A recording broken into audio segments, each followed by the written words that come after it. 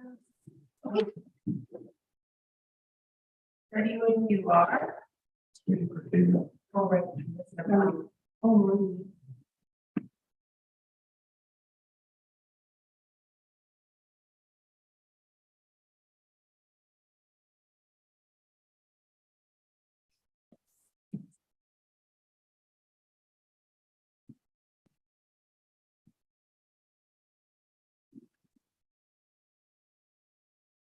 All right, welcome everybody. Sorry for the delay. We were having a little bit overtime on that. That's where I was.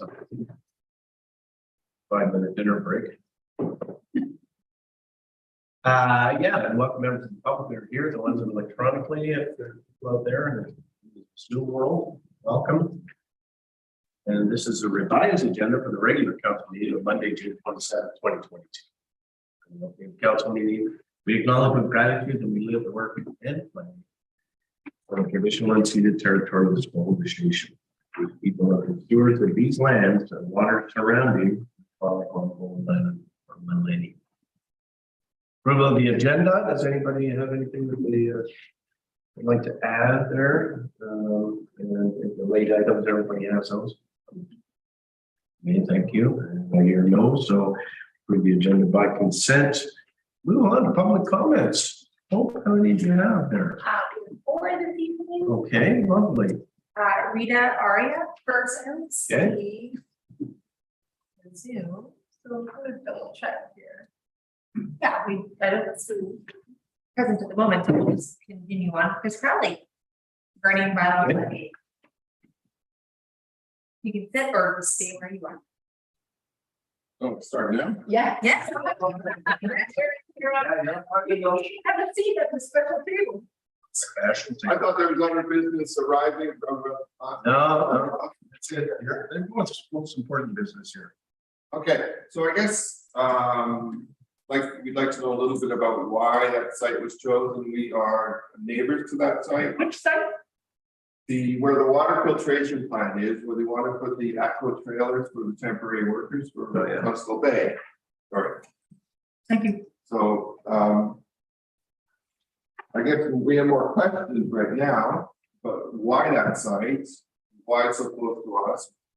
Why, aqua trailers, we have concerns about sewer, water, noise, things like that. Just there seems to be a lot of other sites possible. We have going on a lot of community lands. Why was that site selected? I guess is the first question. And then what alternative sites were considered? First question.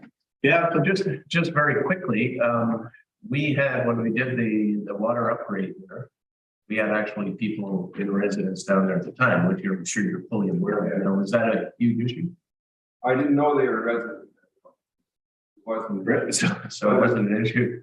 Yeah. So now we've got with the new Tunstall Bay tank and that sort of thing, rather than bring people over every day and drive the price of it up. Yeah, We're going to do the same sort of thing, just accommodate them down there. So there will be, of course, there'll be sewer, all that sewer is taken care of. The electricity is there because of the plant, okay. and water because of the plant.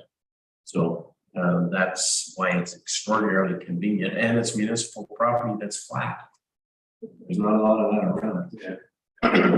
So that's the Cole's Notes version. Okay. What other concerns? So how many trailers and such? And how, I mean, temporary use permit for 3 to 4 months, I think is what it said. Yep. Given the fact that this one's still not even working, is that unrealistic? I'm going to pass that over to Liam because he's much more cognizant of that, the negotiation part of it. Yeah. Yeah. And I guess essentially, this is a fait accompli, like, do we have any say in it? Like, No. A lot. okay. But if you know that they're going to be coming in and out from the other road, eh? They're not coming in tunnelly or anything like that. Yeah. So, and there's going to be rules and regulations. I mean, you could talk to Liam later if you want. It's just. I mean, first, I want to say that we do appreciate you going up and that your input is valid and important too. And it helps highlight the need to make sure that we do have good rules around temporary use. Yeah. So, yeah, the intention is for 3 trailers and little guns or big ones? I don't know the details. And the idea is that it's a relatively straightforward project in comparison to the water treatment plant itself. So this is a reservoir construction. And so similar, and much smaller scale than the reservoir that's at the treatment plant site. And so the issues that we're challenged with for the treatment plant won't present themselves here because there's very little mechanical elements to the reservoir for Tunstall Bay. Yeah. So it's a fairly, like, I don't want to undermine the complexity and like challenge of the project, but it compared to the treatment plant, it's quite simple. So I don't anticipate there being significant delays, if any. But your point around the rules of engagement there is, we had multiple conversations with the company when they were using the site previous time too, just trying to make sure that they are being respectful. And it is the same company. And I don't know if it'll be the same exact same employees or not. I don't have that detail. But we would want to hear from you too, that if there were concerns, like if it goes forward and it is intrusive and there are problems, we most definitely want to hear. Absolutely.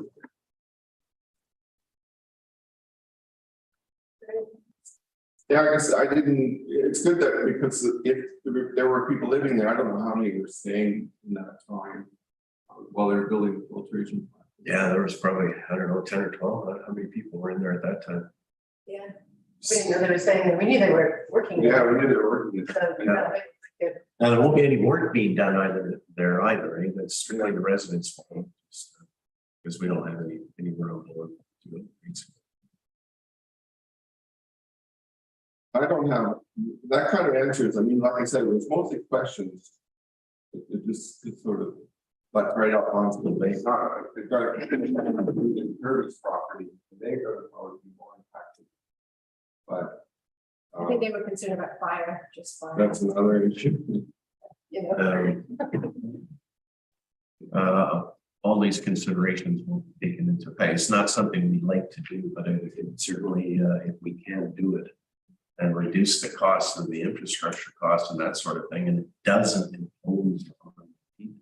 It's fairly isolated. Unfortunately, you got to sort of caught in the mixer, but it helps us out all the way around.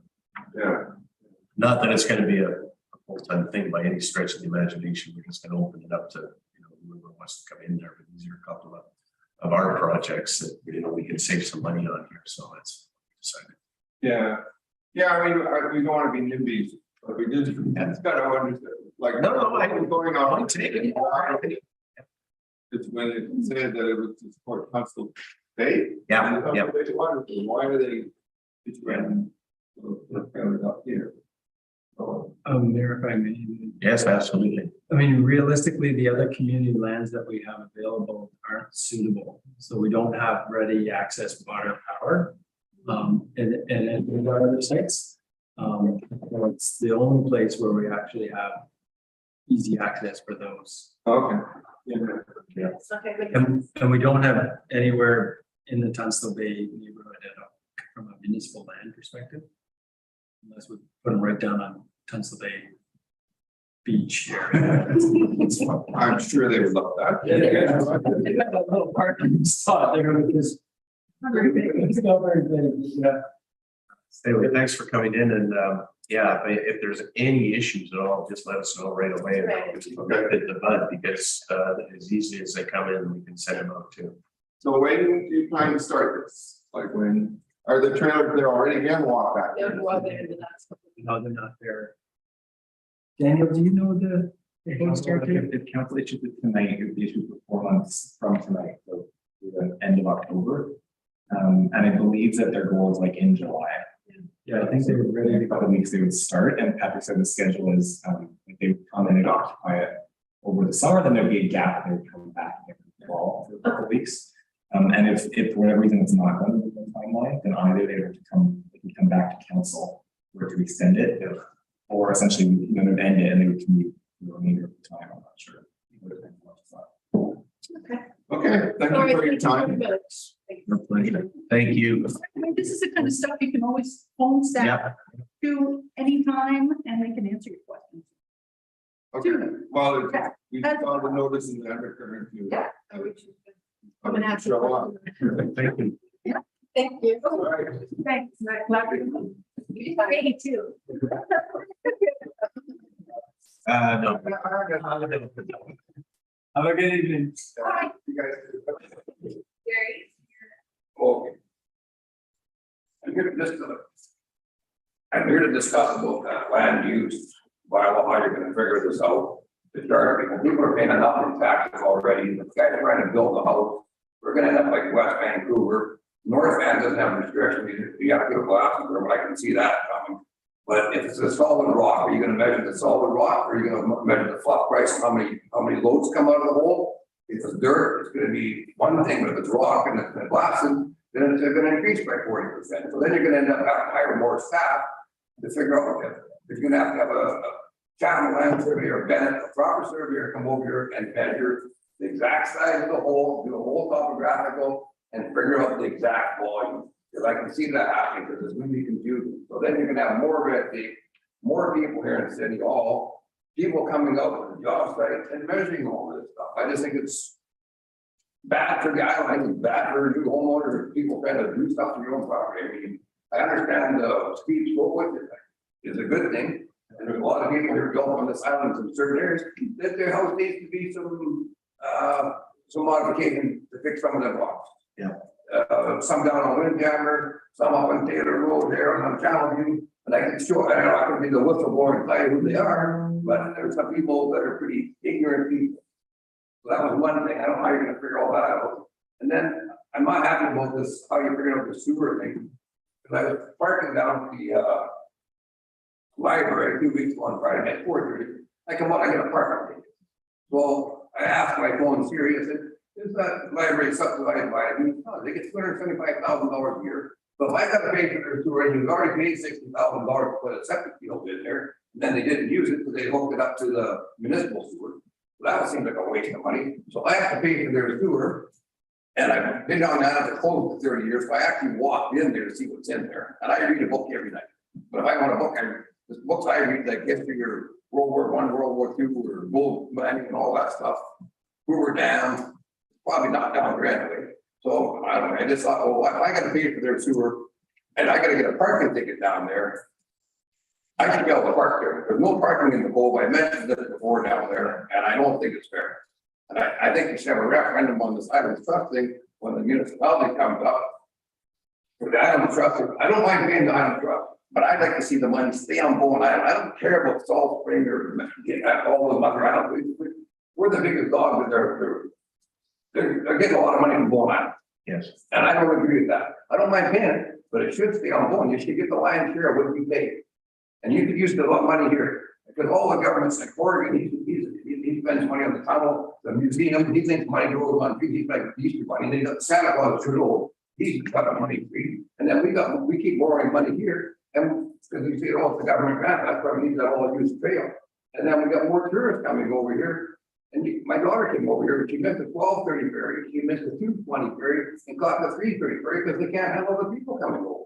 They're gonna have life jackets, they're gonna get a new ferry, our Bowen Island residents gonna get a break so you get priority. They can't figure it out, they can't even get the trucks, they got a truck and pony going down in the regular parking, and then the people on the ferry, they hire so many stupid people down there. There's a whole lane sitting there because they've got a park wrong. This is brain dead. That boggles my mind. Yeah. I don't know if there's anything else I want to mention, but I just thought about the $25 ticket. I did pay the ticket, but I'm not happy about paying the ticket, but I got no place to park. And I've been asking so many times about this. I don't see why they couldn't put angle parking up the main street on that grass, and there's a bunch of blackberry canes there. Yeah. Just put angle parking, He's, knock out the sidewalk. yeah, we don't own the land.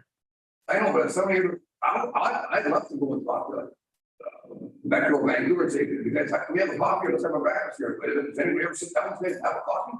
You ever have breakfast or say, we meet for lunch, we just had a phone call, or get them to come over and look, we have a problem here. Look at the golf show they've done in Stanley Park because of closing the roads, and it's causing more people problems than this. Handicapped people can't get access, the restaurants are screwed up, it's because people aren't doing their job. And I think somebody here, but suppose, but I don't, Metro Vancouver, they should come over. They got a 600-acre park here. Where's all their parking? What do they got? 10 parking lots? Down by the recycle?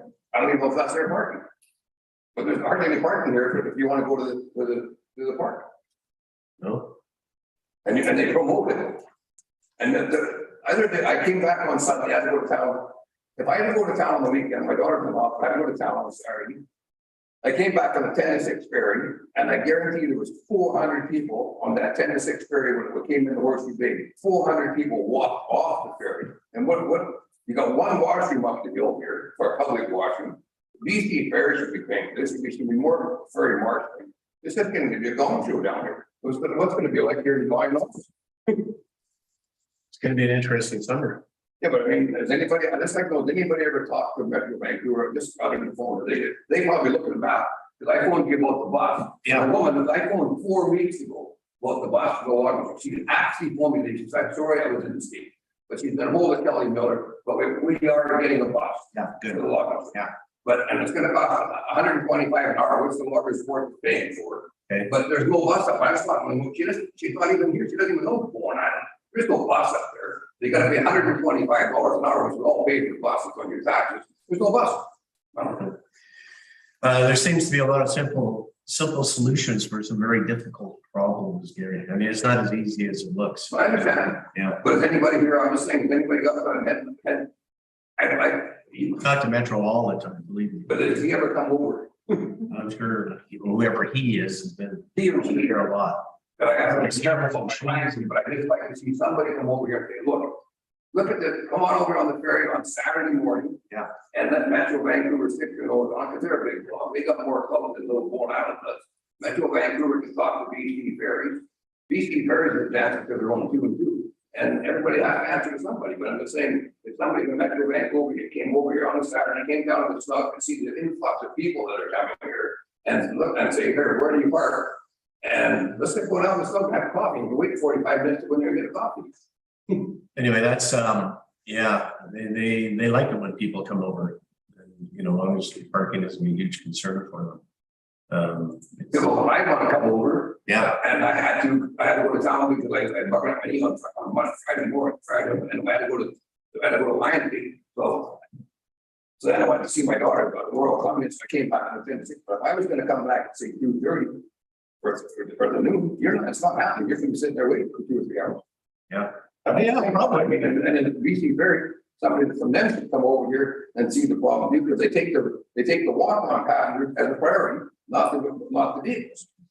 Because I've lived here before, when somebody brought like over 500 school kids for something, and the ferry left maybe about 10 cars on it, all the school kids went. Yeah, absolutely. So, That happens all the time, and that's just the system they have. We don't, but I'm just saying, somebody should talk to them. we talk to them all the time. Well, maybe you're not I'm talking gonna about get hard around. enough. They've got rules and regulations. Anyway, you want to wrap it up there? We're gonna go. Yeah. But I'm hoping to take them and say about that land. Absolutely. You're gonna have more people, it's just gonna be, every time you get more government, more red tape, more of a problem. Yeah. They have to, like Oregon, anytime there's a problem, oh, well, we'll spend $2 million, come out of study, and we'll come out, get back in 4 months and go over the crime issues, for the problems downtown in Vancouver. Thank you. Have a good night. Thank you. Take care.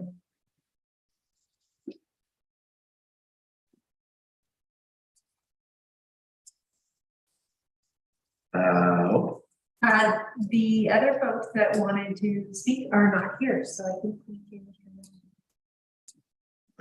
If they show up, do you Well, this is the want This is the time. We did go the time. They can always write, right? They did write. Yeah, but they also did request public Okay. I think it's. Well, we will move on then. Thank you very much. So we'll go on to the consent agenda. Does anybody have anything that they'd like to pull about the consent agenda for clarification and or resolution? So I'd like to pull 3.3. 3.3, yeah, okay, that's good, popular. That it? Yep. Okay, thank you. Good morning, did you have your hand up? It was the same. 3.3, anybody else, Allison? 3.8 because it's incorrect address. It's incorrect in the docs. There is a typo in the agenda, and on the report cover sheet. Exhibit 3 should be 885. The So that- full description is correct, it's just the civic address, correct, Daniel? Yeah. So that's covered, That typo's fixed. Yeah, I already fixed it in the agenda. So all right. I guess Okay. I'd like to pull 3.10. Yeah.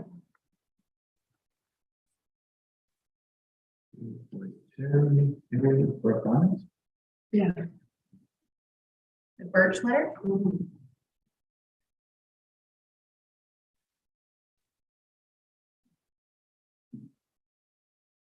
All right, so let's go ahead on those. Sue Ellen, 3.3. the consent agenda is approved as amended. Yes, it is. Approved as amended. So we can put check marks beside all the other ones, just for anybody watching at home. Council for the items. And that has amended. Okay. First, second. Consent. Okay. Thank you. So regarding 3.3,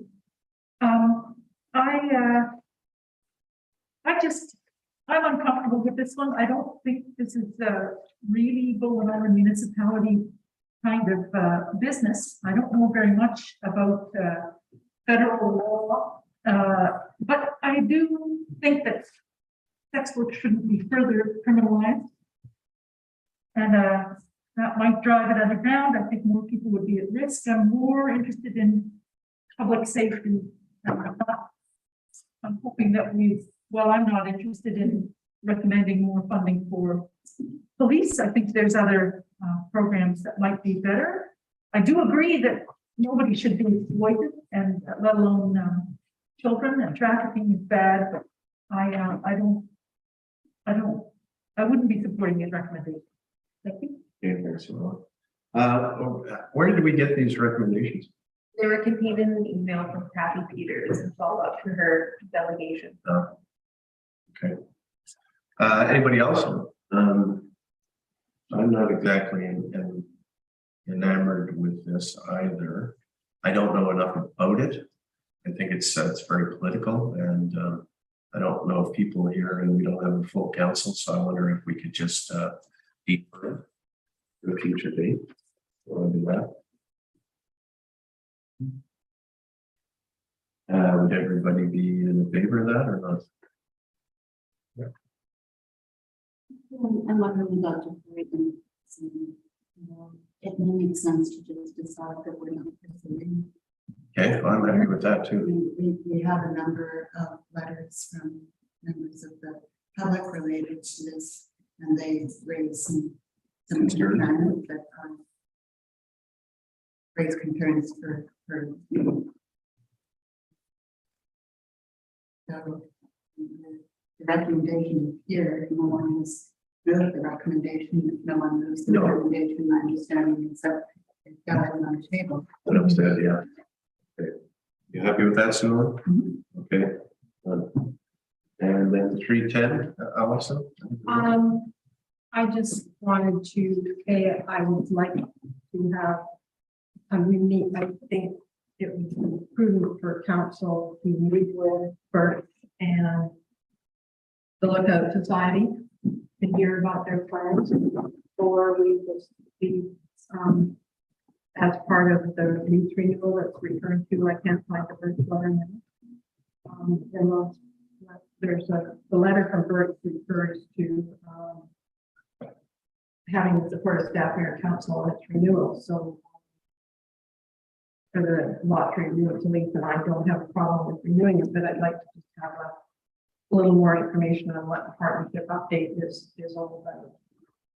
The recommendation is council receive the information received 4 information letter from BYLAWS of community housing. Are you happy with that? I'm happy with that part, but I would like to add to that and request that meeting be organized between Birch and Lookout Housing and Health Society.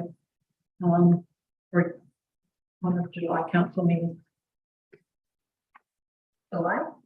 Well, they're talking about the end of the summer. So lease expires, so it sounds like they want it done before we break in July. Yep. Okay, so what have you got there? Sorry. You're done. Yeah, so the first part of the motion remains the same, and that council requests a meeting to be scheduled between Bid and Birch before the lease expiry to discuss the renewal. And that's the partnership. And the Lookout Society, Birch, I think, looks out, yes, I understand the partnership update. That one of our July council. Before the lease expiry. Yeah, I don't want to have a special meeting. That's why I said. That's good. We'll sort it out and don't worry. All right, is everybody happy with that? Is that you moving that, Allison? Okay, I'll second that. And any further discussion? Okay, all in favor. 1, 2, 3, Allison first. Thank you. All right, so that's that. And we'll move right into delegations. We have none tonight. Business arising from the minutes, we have none, and right to bylaws. Site alteration bylaw number 568, 2022, Daniel Martin, manager of planning and development. All right, Daniel, pass it over to you. Okay, thank you, Andrew. I have a presentation just up on the, I'll talk you through.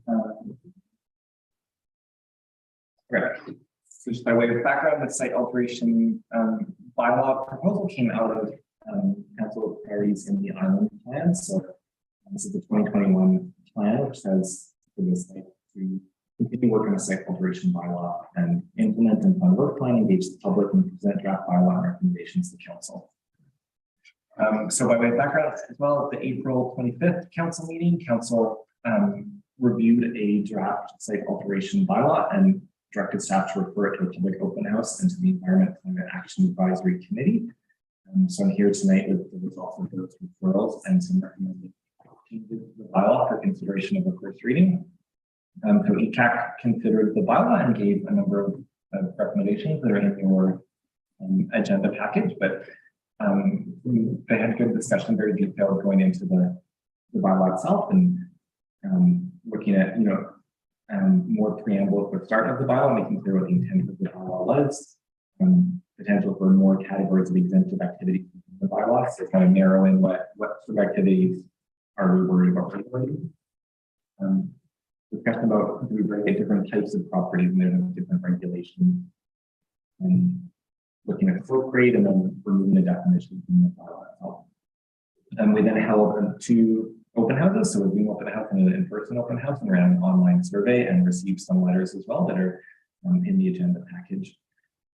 So in terms of the survey and then comments received, I would say this is fairly typical. This is in your agenda as well, from attachment to the report has the full survey results. But so this is sort of the lead up to the questions. Are you concerned about site alteration and build-out, causing harm to the environment or adjacent properties? So 14, I guess 26 respondents said not at all or a little concerned, and they said they're very much entering into the second question. Do you think regulation of site alteration is necessary going on to protect soil and slope stability and erosion? And so again, 26 respondents said no, not at all, or a little concerned, and 6 said they're yes, very much concerned. So in summary, comments received, so in the survey and in person and in letters, fear of having an additional required permit and permitting process, worried about the additional cost and time required to produce professional reports, concern about the scale of items required to have a permit, about the amount of accuracy needed to estimate the amount of soil to be removed. So worried that we would require a surveyor in a survey to estimate the volume of soil and how we would survey that. One of the people who talked to many people expressed concerns, and one person outright said the additional support for the concept of a site alteration permit. And I'd say similar sentiment expressed from some of the people about the concern with having additional level of regulation. So staff in the bylaw that before you have put in a number of amendments to the bylaw. So one is including additional exemptions of saying there's certain types of activities that we want to make sure we're not capturing by this bylaw. So creating a garden, the maximum size and garden work is not something that we're as concerned about. Storing landscape materials, the way it was written before, if we were storing topsoil, for example, on a site, that would be soil depositing soil. So it would trigger and say, okay, you're just storing it as part of the business, but that's not things depositing soil. And then creating test pits for septic fields and geotechnical analysis. We're going to require the geotech analysis. It's unlikely that the test pits would be large enough to trigger a need on their own, but we don't want to make sure we're not getting somebody caught in a thing where they need a geotechnical report and they can't do the test work on the permit. The second type of change, we're trying to include excavation as an activity that's covered by the site alteration permit. So currently, as part of the building permit process, applicants can seek an excavation permit that strictly governs the excavation of the site for the building. It's not a requirement of the building permit process, but it's something that we need to expedite the processing of, so people can start the excavation for the site before they receive the permit. So we do things like we check the zoning, and we check covenants on the property, and so we check that okay, they're not in this sort of, they're not excavating something. They're okay to build it, but all the details for the building permit we're not able to review yet. So what we propose doing as part of this is that you would in essence be getting instead of the excavation permit. So this would be more extensive. So it would cover the whole site work. We would ask for some more information governing the whole site development. But in essence, then it would allow people to also excavate for the house before the permit. So we're trying to really avoid that need for an extra permit step as opposed to revising what we need in this permit step. Obviously that wouldn't apply for like smaller scale stuff or stuff that doesn't require a building permit would now need this permit where previously they didn't. So somebody putting a new driveway or developing the site before they have the building plans and they're just doing the overall site prep, we need the permit in addition. Other change including the date of coming into effect. So knowing that if this bylaw is adopted, it'll take some time for even staff to prepare the information and notify everybody. And so it's cleaner if we can advertise and know a set date that's happening. So it's not just at the council meeting on Monday night, it's adopted, and Tuesday morning, now permit. It's much nicer if there's some sort of lead-in. And then the fourth change is increasing the amount of site alteration permitted under the small and medium permit. I go here, this is a little tricky to read, but the goal essentially is that number 3, the small permit, the $250 fee, that's the current application cost for an excavation permit. So the goal being that sort of an average site development, if you're sort of a relatively flat, relatively normal building site on Bowen, that you would be in the small category. So we spoke to a number of contractors trying to get a good sense of like what's like a normal build on Bowen for a normal size house. What's a reasonable amount of soil removal that you'd be expected to have as part of that. So we increased the number for a small permit to try to capture that. Obviously, like a larger scale development, very steep slope, or larger house, you probably get more into the medium, but hard to capture.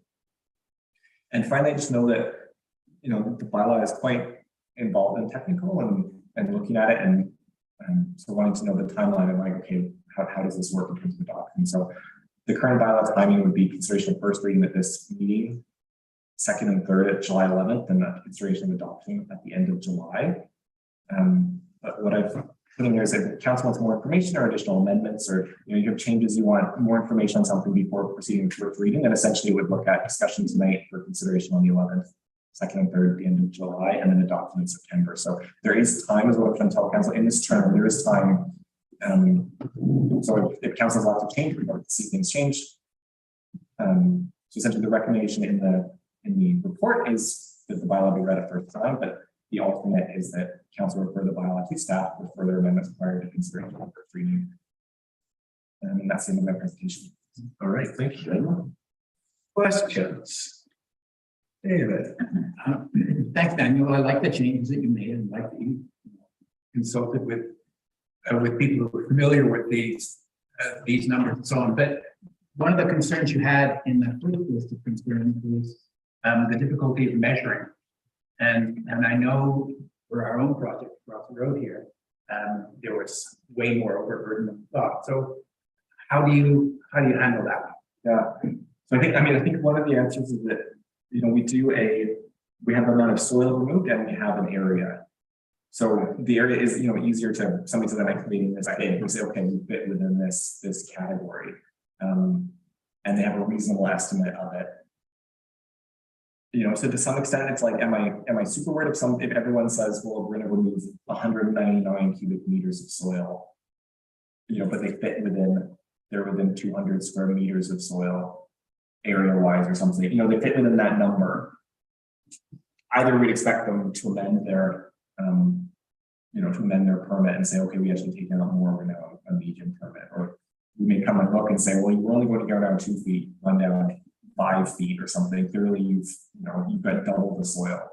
But I can't imagine trying to police it at the, it's similar to like for our building permits. The applicant's supposed to put in the construction value of the house.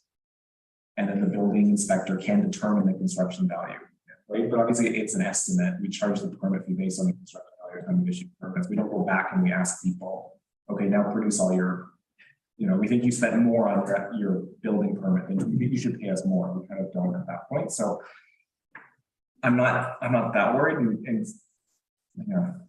And I'm thinking from a soil disturbance, from a disturbance perspective, it's the area is what really matters. Yeah, like if somebody's within the small, so they're doing 200 square meters of soil, and I think they're going to go down a meter on average, they're doing 200. They would be in the small area to produce for small. They go down slightly more in some places, so now they're a medium. Thank you. Well, Daniel, I just, my whole, and this has been around for a long time, the same Alteration bylaw, going towards a culmination, finishing it up here, but my whole thing was to stop what happened up on Rivendell. And would this stop it? Not really, the massive clearing, I'm thinking just the clearing below Rivendell, whatever that's called. Yeah. That went on for 2 years, just blasting out. So this would have required, like assuming this would have been a large permit, so Yes. it required, a plan with plans for grades at the end of it, a plan for like noise control or sediment control during construction, traffic control. It would give us an opportunity, I think, to have a discussion about, okay, this is what's on site now, and this is your proposed final grade, and that's a less obtrusive way to do it. But ultimately it wouldn't stop it. No, but so the only penalty is financial. Really, You mean paying for the permit? paying for removing all that stuff. But it gets it on the agenda, Gary. It turns it into a discussion. Yeah. But you're not saying that it's not gonna happen. You're just saying it's gonna cost you X number of dollars to make that happen. Yeah, I think require additional plans and discussion about what's. Yeah, but ultimately, the developer can do whatever he wants.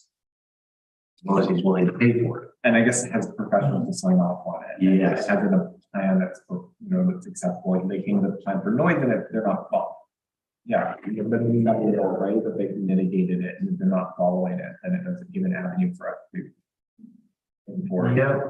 Yeah, but it just ultimately at the end, it doesn't stop that kind of desecration of the law.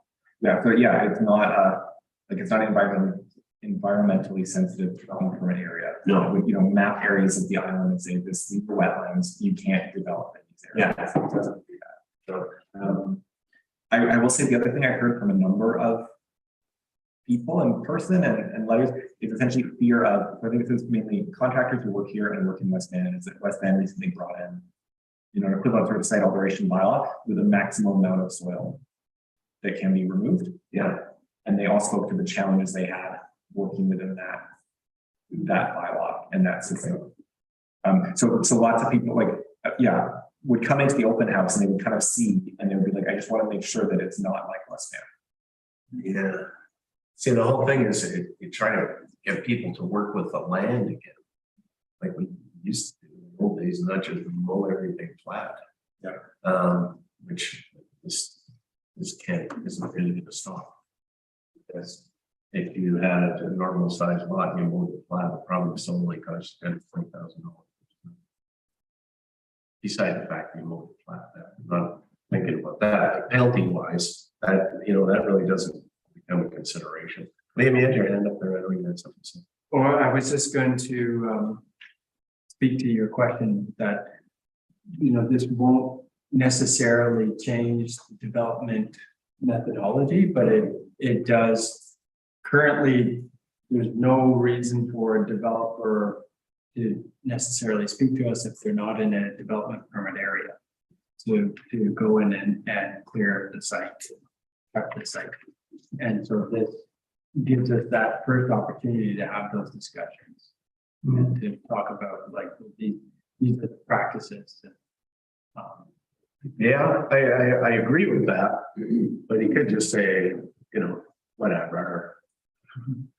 That's the unfortunate part I see here, that it hasn't got the teeth that we really need, unless the environmental consultant came through and said, hey, you know what? You can't take these trees down, you can't take these trees down, which I don't think is gonna happen. Or this bluff has to stay there or whatever. I don't know. I see where you're going and it's a good first step, but in my mind, it doesn't go far enough. And that's my comment. So. Thank you, Mr. Mayor. I appreciate your comments. I'm in favor of this recommendation, like you say, because it's a good first step. Yeah. And at least it gives staff an opportunity to speak with the proponent and talk with them and the possibility of working with them. And like you say, the experts who would sign off. And because part of this is also danger of rock fall or slope slipping and all that kind of stuff. We've got rock fall as one of the hazards and vulnerabilities, the top 8 in our assessment for rocks falling on the road and that kind of thing. Anyway, I'm in favor. I think in the future, maybe it could, maybe there will be more permit areas that other councils will set in place to protect the environment and work with the land, as you say. But I think this is a good first step, and I'll be supporting it. All right, thank you. So, Maureen? Thank you. I'm wondering about the point that one of the points you picked up on from ECAP to change the intent clause of the bylaw as recommended by ECAP. Do you have any initial thoughts about what that revised clause in the consideration of this bylaw would look like? Is your intent a whereas clause? I think that really has to be. Yeah. I did, yeah, you're right. I didn't look at that in my presentation. I did change the wording. More. We're gonna. You can read that out loud. I'm sorry, I can't. Yes. And whereas council considers that site alteration involves deposit or removal of soils and other materials should be orderly in keeping with good practices and so as to minimize erosion, harmful alteration to drainage patterns, safety concerns, habitat loss, and the spread of invasive. Thank you. Sorry, I didn't pick up on that when you were going through the presentation. I'm also wondering if some of the comments that Liam just made about the bylaw enabling that conversation. Does it make any sense to have something along those lines in the world? Because that's part of the intent of this bylaw. It's not just the mechanics of the erosion and so forth. It's actually to force the conversation if it's necessary. Yeah, I think more than that's what I would read into it. It should be orderly in keeping with practices. Yeah. Yeah. Best practices, yeah. Good or best.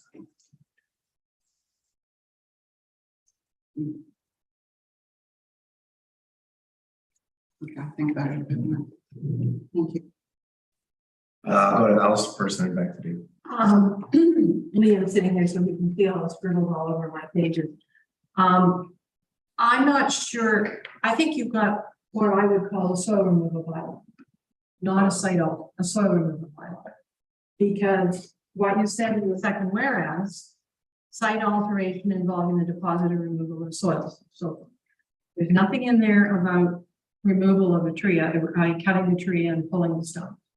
There's nothing in there about removing vegetation. And the first whereas strictly talks to the deposit of soil and other materials. And the community charter has a section in it. And it says exactly that, soil removal. And it has another subsection that deals with tree cutting. And given that there's specifics there and you're being so specific in your two purpose clauses, I don't think anything to do with tree removal or clearing fits within that clause. And if you're copying the Pemberton bylaw, which it looked like you were, you've changed the removal clause to remove the removal of trees out of there. So my reading of this, somebody could just go ahead and cut the trees and pull the stumps. So. There's nothing in this bylaw that would prevent them from doing that.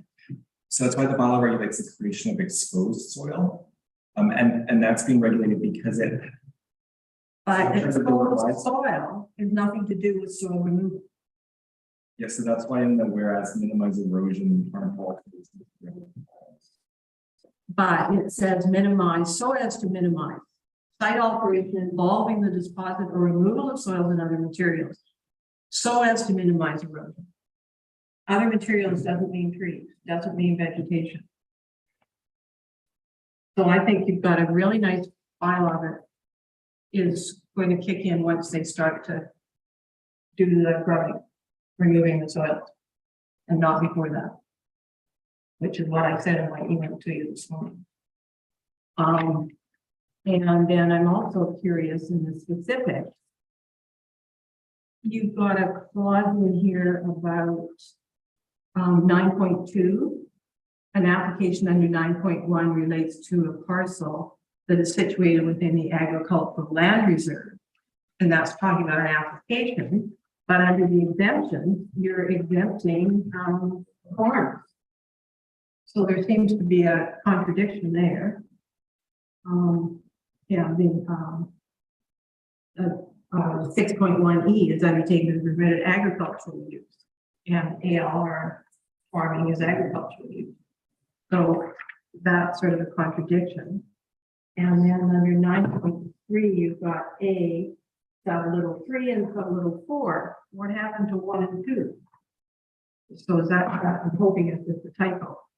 And then the timing, you're going to allow people to do all this work Monday to Friday and Saturday and Sunday? The normal noise. Why you follow the bylaw? Well, the noise bylaw is more, you know, general things like parties and stuff like that. I mean, Cutting grass could be anyone. well, I know, but I mean, you're like exempting statutory holidays, but you're not exempting Sundays. I mean, give the poor people that live next door 1 day of rest. Same as the noise bylaw. Well, I think the noise bylaw should be changed too, which we tried to do a number of years ago, but yeah. Yeah, I mean, yeah, I copied the noise bylaw, so council thinks that shouldn't be the case, and that needs to change. And then I was just, I support that. I mean, I would like to think, Yeah. because if you've got people who are here on the weekend. Yeah, that's right. Or if you've got one job. Well, then maybe it's gotta be something like no longer than five days straight or something. Because for somebody to do that 7 days a week, and I know people who have lived beside people who have done it for 7 days a week, taking away and for months on end, and you know, the rhythms. Let's stick to it, what's at hand here. Well, either cut the noise or limit it to no more than 5 days a week. So if your weekender wants to do it on the weekend and your work people do it Monday to Friday, but you know, on a particular site, you can't do it any more than 5 days a week. If you don't want to change the noise bylaw. Yeah, so yeah, so I don't think this applies to anything to do with vegetation removal because of the preamble. If you had the general preamble like was with the Pemberton one, I've lost the marking off. And both the Port Moody one, neither of them really reference the community charter or specifics. And they are more site alteration bylaws. So that's my major concern is, I mean, I think we need a site alteration bylaw, but I don't think this will do it. And I don't understand, then my other question is, how does this average slope work? I mean, if you've got a lot of slope like this, we'll have slope like this. How do you calculate average slope? I play low point. I mean, I think I would do it over the site where the alterations take place. So maybe this is the alteration, I would look at the slope of that area. Well, it says it's calculated as a percentage by dividing the total change in elevation across a lot by the distance across a lot. I guess I'm just trying to figure out how it would work when you've got a lot that's maybe slopes like that. And then Did we see the whereas again, the revised one? Yeah, so our Allison, whereas it's for changes, it can be comfortable. with- well, I'd be more comfortable in the scope, and then I think we need to put a few things back in and take like the whereas at the beginning of the Village of Pemberton, it says, where under the Community Charter Council may enact bylaws to regulate, prohibit, and impose requirements in relation to trees, the removal and deposit of soil and other material to protect the environment and the well-being of the community, and may impose fees for the exercise of authority to so regulate, prohibit, and impose requirements. And whereas council considers that site alteration involving deposit or removal of cut trees, soil, and other materials, so that's pulling roots, should be orderly in keeping with good practices and so as to minimize nuisance safety concerns and the spread of invasive species within the state. That's much more all-encompassing, whereas than we got. I think Allison, I got the direction from council that this wasn't a tree cutting bylaw. Well, it's not. It uses the words removal of cut trees, and removal means to me, Like a cut before you remove. you know, not removal of cut trees. I mean, cutting a tree, but not removing roots. Stumps. So I'm excited to hear the conversation about the vegetation removal, but I would hope that we could pass this sort of phase one part, give it first reading tonight so that it can progress before the election. Gonna go, David, did you have another comment there? I was, And it's full of type. really worried with, and it was your comment, Gary, that all of this would happen anyway, we just have to pay $1,000. And then my thought, which, and Liam and Daniel, but it gets a conversation going and we point out what the proper practices are. But we don't, but is that correct? We actually have no, if they say, well, I'm sorry, we're not going to do it your way, we're doing it our way, there's nothing we can do. And if there is nothing we can do, what changes would need to be made so that We have some close, yeah, so that they wouldn't be able to say, I'm sorry, we're doing it my way. but then you're gonna have to put all those parameters in there too, that you can't do this, you can't do that. We'll cut trees this big and all the rest of it. But you're only cutting trees with respect to site alteration to build something. I mean, there's the size, the limits of sizing, so. Yeah. So, Can we, yeah. hear from David? So I guess I just wanted to follow up on where Gary was and I mean, my assumption was that, okay, once we've got a conversation going with the planners and so on, that we would be able to say, no, we'd rather you follow the land and kind of things that Gary was saying a few minutes ago. But if, I guess I'm worried that I certainly don't want it to be that people can do whatever the heck they want as long as they pay $1,000. That's what it sounds like to me. There's other, Yeah, like the bylaw that says you can't do a site alteration of any of these things. So it's like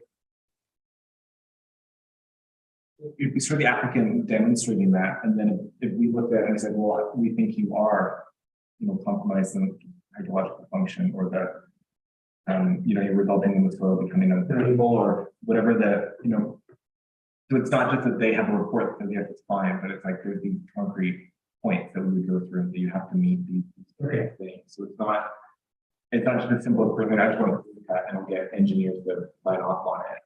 But it's like there are concrete points where we go through and they want you to demonstrate. Okay. Those items. But that doesn't answer your question about you've got the concrete points, but I'm going to say, no, I'm not going to. and then You can have a use. we would review the permit and ultimately, it's like, I guess ultimately it's like. You end up in a court case, but if they say met it and so you don't. Yeah, you have a qualified professional saying that they can go forward. It wouldn't be the first time that we then question that qualified professional. Yeah. And, it doesn't happen a lot, but there are times where Well, it's common denominator, right? we don't agree with the qualified professional and we ask for like further investigation.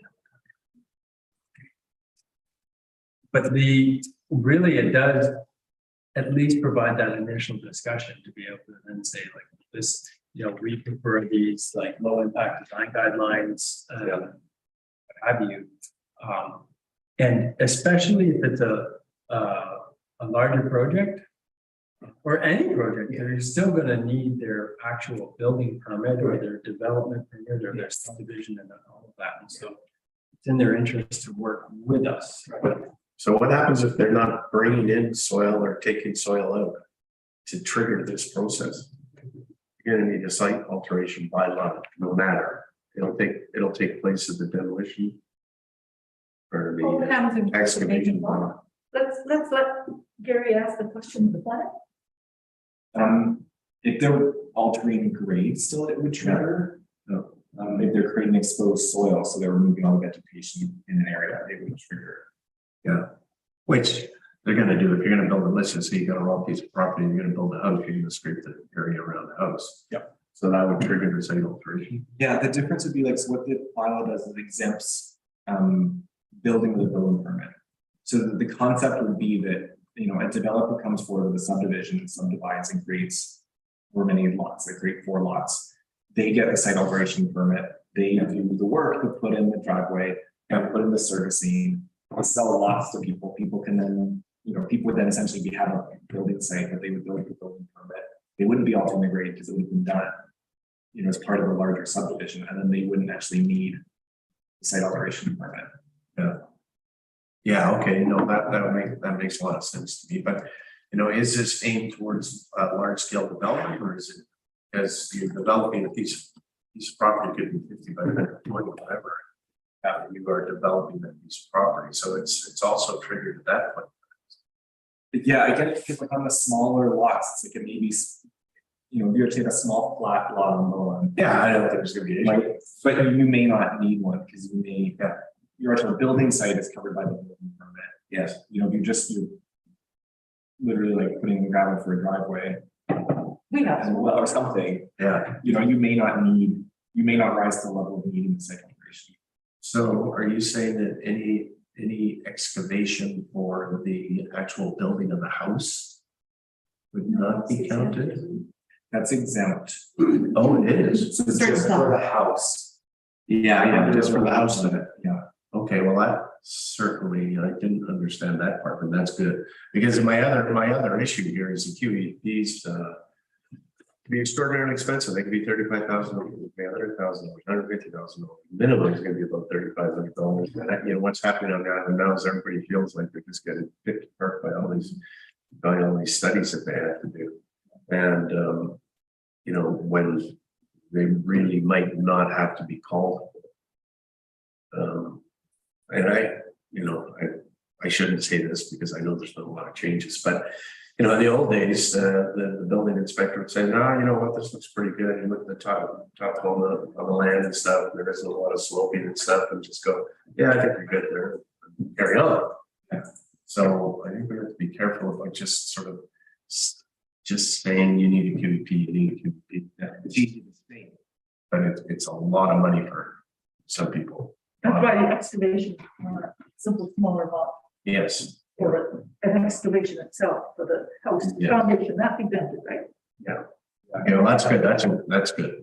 And that's scary too. I think like when I spoke to different contractors about that, there's many of them, were worried about the added expense, the added time. Yeah. Sort of like the worry about unnecessarily needing stuff, where it was all fine. But they go to point to one where they say, but I know that, they can all point to projects that, either they did or somebody else did, Yes. they're like that was not done right. That should have had some sort of oversight. Yeah, no, Our that's, part is trying to figure out, how much of the stuff that is fine, you capture the stuff with property. yeah, Yeah, and there's not really. that's a good point. It's a very valid point. Anyway, any further discussion on this, Allison?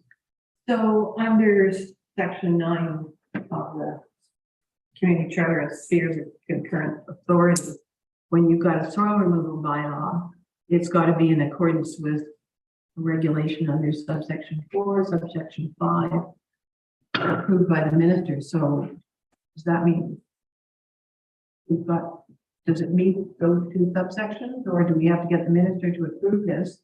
And then I guess the other issue is, this isn't something that would have any impact on either of the quarrying operations that are going on the island, right? I think that's what you'd sent me this afternoon, that they'd be exempt. Yeah, I think they would be exempt or not under our. Yeah, but I mean, quarry. Yeah, and so I just don't want people in the community thinking that this will stop right off. Yeah, so if somebody theoretically did take stuff from, so is that ahead? Okay, 1 second. If somebody did take some stuff off their properties, they were talking amount that would trigger service fee and dump it at somebody else's place. Now those people are going to get a service fee too, aren't they? Yeah, unless it was, if they were more than the amount, then yes, then that would be like both the removal and the deposit. would both- Yeah, they both be triggered. Yeah. No, that's too bad because it kind of works for both those people, right? They're both getting charged. Both need some, Yeah. right? Yeah. No, it just seems too bad because usually you say, hey, you don't want to dig this out. And the guy says, hey, geez, I could turn you some soil over here. So you go, hey, that works out, you pay half the truck and away we go. It's the stuff that happens. Yeah, I think it's like, the community center is really soil. Yeah. They're probably fire holiday accepting, yeah. Yeah. They're both neat. Yeah. Okay. So good. I'm going to read the motion and move the motion and just note that this is for to be read a first time and to get it moving. And I'm moving that the bylaw number 568/2022, cited as Bowen Island Municipality Site Alteration Bylaw number 568/2022, be read the first time. Second that. Any further discussion? All in favor? Aye. And opposed? Councilor Moore. It's not that I'm opposed to site alteration bylaw. I just don't think this is going to work for what we're wanting it to do. Let's give it a ride and see how it works out. Might be pleasantly surprised. 7.2 for the Bowen Island Municipality Land Use Amendment Bylaw number 580/2022, and that's lot B, RZ-01/2022. Daniel Murray. Go ahead, Daniel.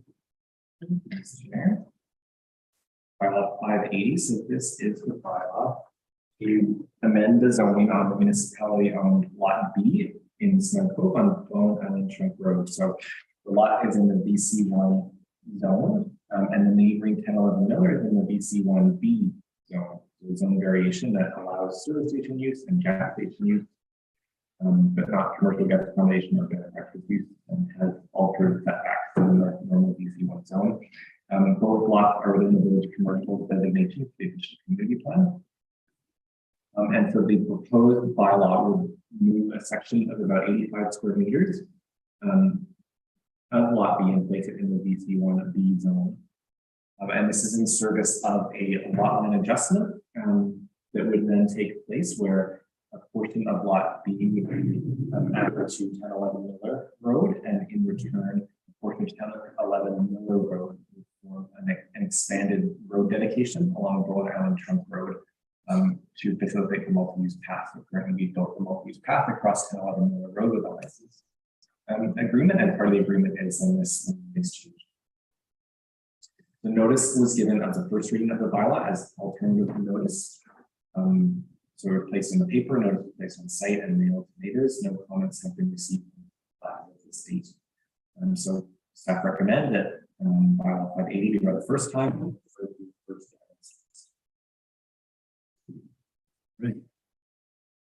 The recommendation is bylaw number 58/2022, cited as Bowen Island Municipality Land Use Bylaw number 57/2002, amendment bylaw number 580/2022 be read the first time. And the bylaw number 58/2022 be referred to the Islands Trust. I will move that. Seconded. Okay, there you go. Like that. And yeah, so open for discussion. I mean, we beat this up. I don't see that there's going to be too much to talk about. But go ahead. Just that I'm in favor Yeah. because this allows the multi-use pathway to go there. Yes. And it's just a little land swap. Yes, exactly what it is. Thank you. I'm in favor. Yes, good. Yeah, last question, all in favor? All right, thank you. And attached secondary suite minimum lot size review bylaw number 581/2022, Daniel Murphy, Planning and Development. And you know, back in lots.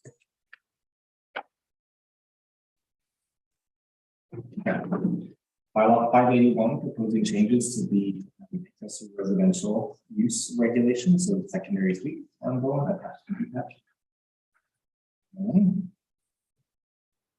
For the council directly, so the Department Advisory Committee on a number of housing issues.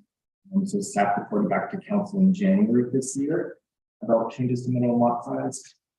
It went up for referral to the Housing Advisory Committee and the Planning Commission. We came back in April and received council direction to remove minimum lot size and prohibit residential guest accommodations for rentals in the accessory use. Council gave first reading then to bylaw 581 at that time, and referred the bylaw to the Housing Advisory Committee, but also the Advisory Planning Commission and to just by way of reminder, these are our current regulations for the accessory residential use. So it's 5 points in total. You can have one of these on your lot. So we're going to attach for a detached secondary suite. There's a parking requirement.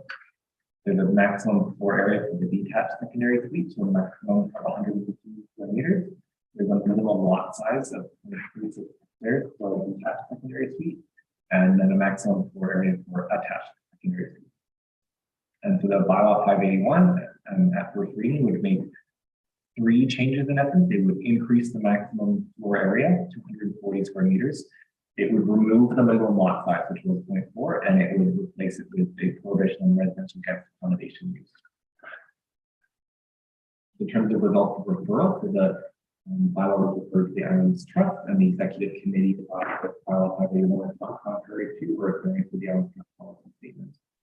The Housing Advisory Committee discussed it and they supported the removal of the minimum lot size for detached secondary suites, and they did not support the prohibition of residential guest accommodation in secondary suites.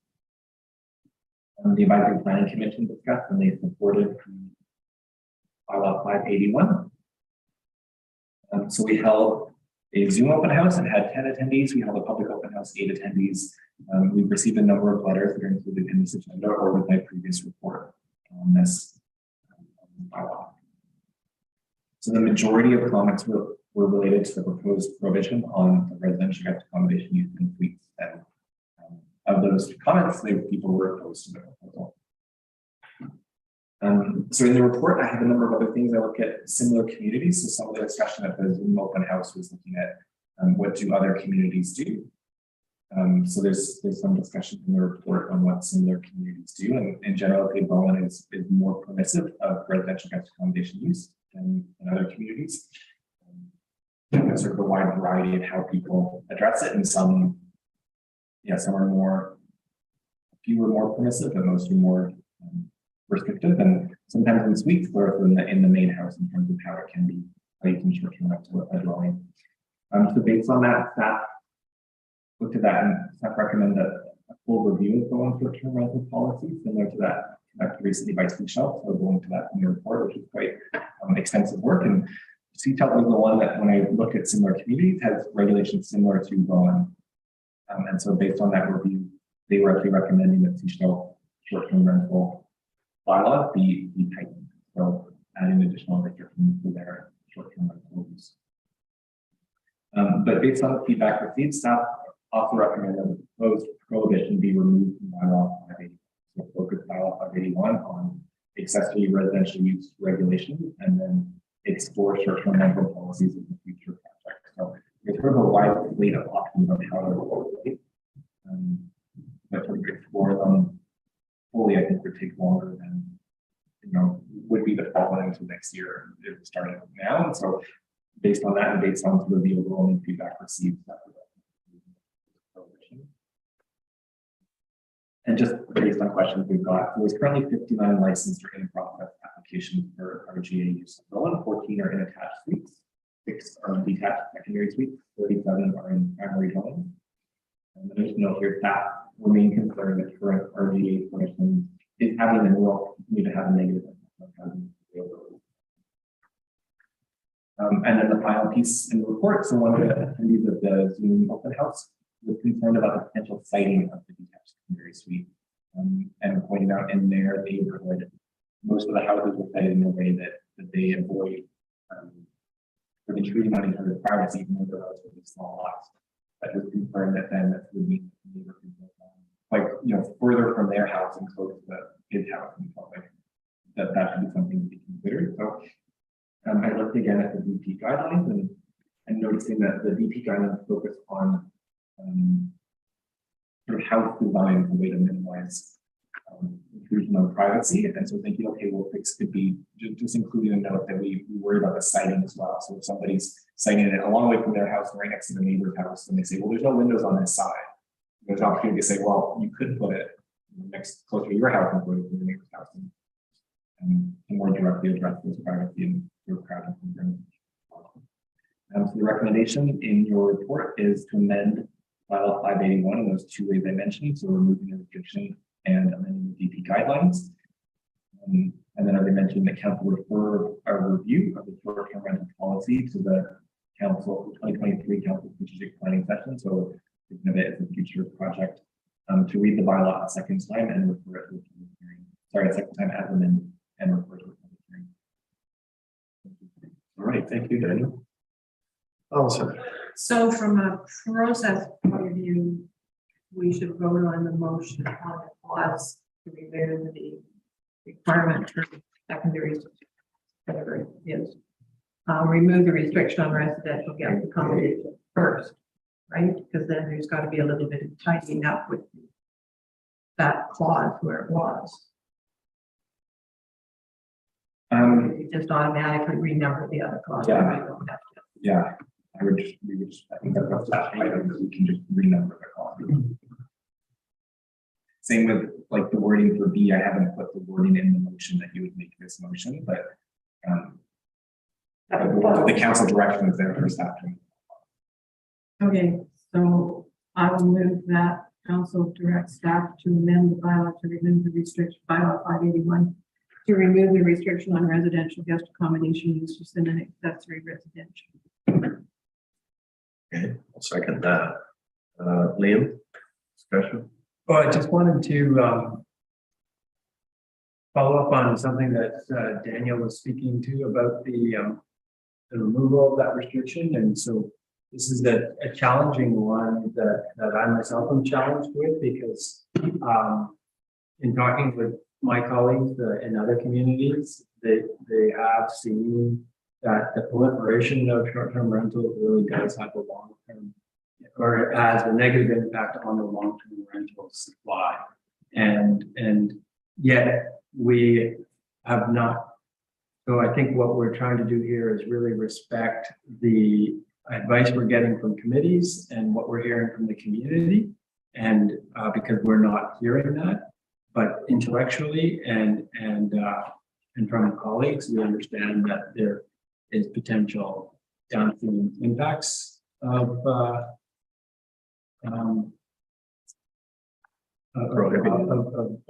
this, but that's also why we want it to be looked at again in the future. Yeah, good point. Thank you for that clarification. I mean, one of the things I'm speaking for the removal is many people have said it. I think there's a number of people out there that move out of their houses for the summer vacation and rent it out in order to pay their mortgages and living costs and things like that. We're already restricted to 120 days. So I don't think those properties are going to stay empty for the other 340 or 240. So and again, the committee, so. Well, nobody's gonna rent them out for 240 days either. Well, they probably could to big workers like are taking. Yeah, that's true. Temporary workers, yeah. And, Yeah, that's a good point. and the housing committee and then some of the comments that by having that restriction, we're probably going to not see the accessory dwellings built. And, Not for long-term rentals, no, for sure. Yeah. So, Thank you. I'm going to be moving against this particular motion. I'm sorry, voting against, because I hear, and as I understand it, that residential guest accommodation use means that there's less rental for long-term residents. And that's great that people gave us their public input.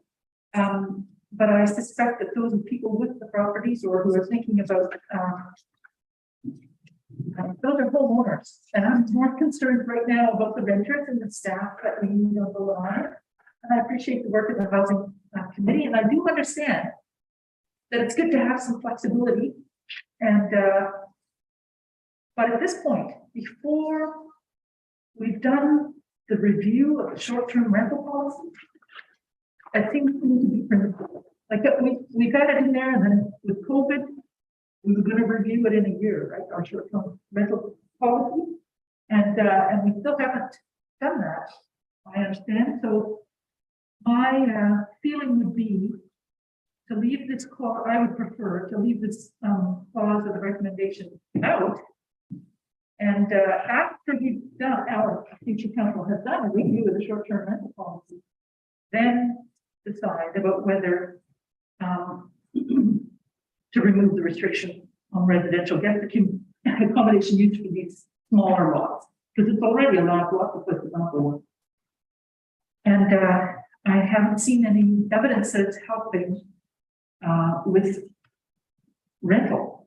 Anyway, I wanted to say a few other things, but I can speak to them later. Like I've been doing a bunch of work on this. I'm not against density. You may have seen that I voted against it at the executive committee, but since then I've done a bunch of work, and I think there probably are ways that we can have density and nature, and concern for the changes coming with climate change and the having a healthy system around it. I'll talk to those a little later, but right now I'd just like to say I'm not in favor of removing the restriction on residential guest accommodation use within for these. Thank you. okay, thank you. Anybody else, Allison? We got that. There's the 37 now would not be that are already operating as residential guest accommodation would not be impacted by that clause. They would still be able to continue as residential guest accommodation. And by the time this bylaw passes, and by the time somebody wanted to actually get something built, the review of secondary suite or the residential guest accommodation will have happened. Yeah, that's a good point. So, Yeah, we're not going to cut them off. We're not. No, that's the other thing that's not, we need quite public. Is, yeah. So we're really not changing. We're new, well, even coming in, right? Yeah, but by the time the new one gets built, it's going to be well into next year. And you'll have done the removal. Yeah, that could be. So we do the review after we've changed the rule.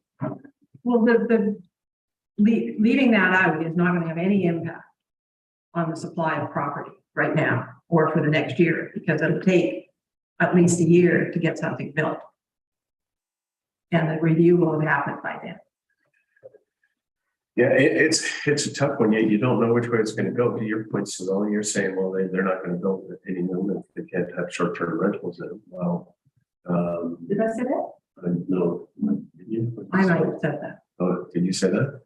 No, it won't stop the building of them. They will still build them. But they won't, I don't think, it's a funny thing. I don't know how it's in there. Thank you, Gary. So, yeah, I was surprised by this recommendation, and but I respect a whole lot of respect for the housing committee. And to my understanding, I'm sort of on a fence here. My understanding from the housing committee is that by removing this prohibition, it means some things will get built. But if we don't remove it, things won't get built. So it doesn't mean that we'd end up with more affordable housing. But by having more accommodation built, then there is potential for flexibility down the road. So that's kind of the argument. But if I've expressed that correctly. Better than I did, which is the same sort of road that I was going down, but densification is the key. Yeah. You know, and I think we're pulling ourselves on Bowen if we don't think that we have to find some alternate accommodation styles on the island, whether, you know, that's another thing. I agree with all that. I'm very worried by, you know, what Liam said and what Daniel said, that, you know, staff feel that there is an impact and it does reduce rental. But I get the point that you're making right now, is that, you know, this is something new that might happen, and this allows it to provide a greater incentive for things to be built. Yes. I know Bob, you'll agree, I expect a lot out of them. So, yeah, I guess I'm supporting this, but I'm struggling with it quite a bit. Any further discussion on this? Let's figure it out. Yeah.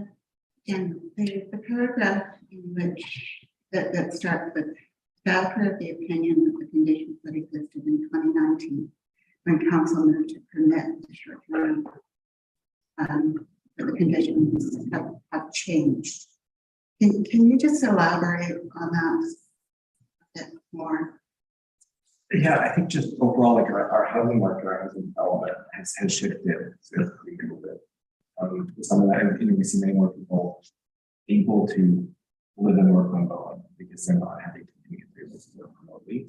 But some of that has meant, you know, we've seen a loss of long-term rentals as people are able to sell their homes. So having while traditionally it's often been scarce on Bowen, it's more scarce now than it was in 2019. And then the flip being, you know, it seems like post-COVID, there is increased towards demand on Bowen as well. As the two things combined, and that we've seen, a loss of rental and sort of a change in incentive, I would guess, for people who have a secondary suite to consider converting it into a short-term rental.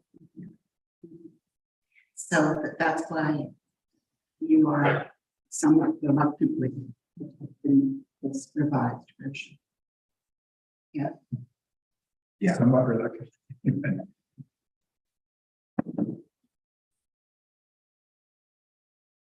There also is a study that came out a little while ago that said a lot of people need these short-term rentals just to be able to pay their mortgage in this day and age.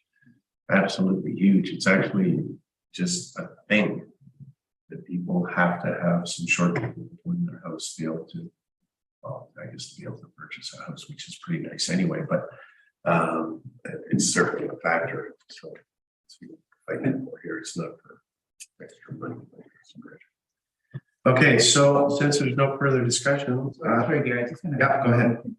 And that, I agree with the idea that it should go into the 2023 council strategic plan. Yes. But that's a new council. I mean, Yeah. they can decide whatever the heck they want.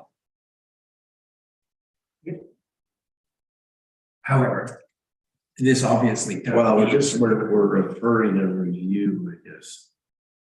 You know, we can send it forward. I don't know if it's gonna happen. I mean, it clearly will need to be reviewed.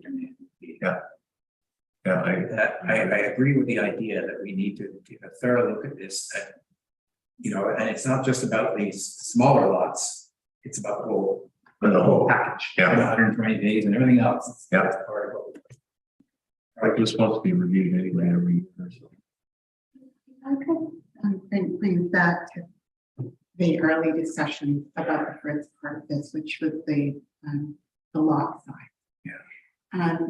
We didn't seem to have a lot of difficulty, if I'm remembering correctly, around the lot size No. reduction. Yeah. You know, there were some members of council who were, you know, had interviewed around density and so forth. But overall, it seemed to be a good idea. Given that there was a great deal of uptake on the 0.9 acres and above. I mean, we were seeing some movement on that, but not a great deal. And some long-term rentals, we think, had come out of that based on, you know, what we were able to gather. So, and we also picked up on the point that many of those lots that would not allow detached secondary suites would allow attached secondary suites. So like really, you know, like it's a, we're cutting hairs here. So for quite a long time, we didn't have any issues around that.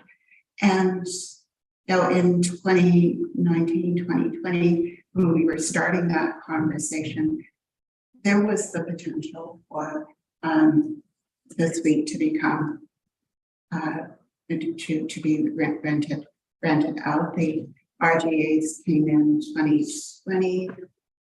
Yeah, so and then COVID. So we don't have a lot of data to inform a review of a short-term rental policy. So it makes perfect sense to kick it down the road until we've got at least 1 year of decent data from a functioning short-term accommodation situation. Go ahead, interrupt. I thought we had that Harmari review. Remember we got the stats, we paid $5,000 for the,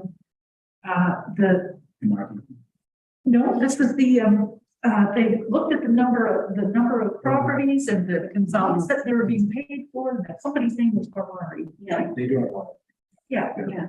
So we did have some information and the amount of short-term rentals was going up. Yeah, but we didn't have anything at that point to compare it to. We got a snapshot, but sort of built on since then. So I'm just.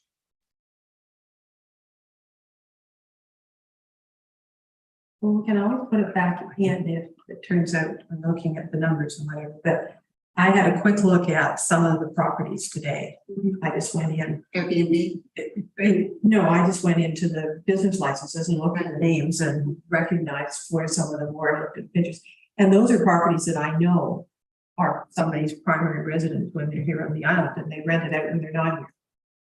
So, you know, so there's no, and then I recall in the earlier discussion when we were bringing the restrictions, you know, licensing them, people saying that, you know, they move into mom and dad's house for 2 months and rent theirs out so that they've got enough money to cover mortgage payments and cost and housing prices going up.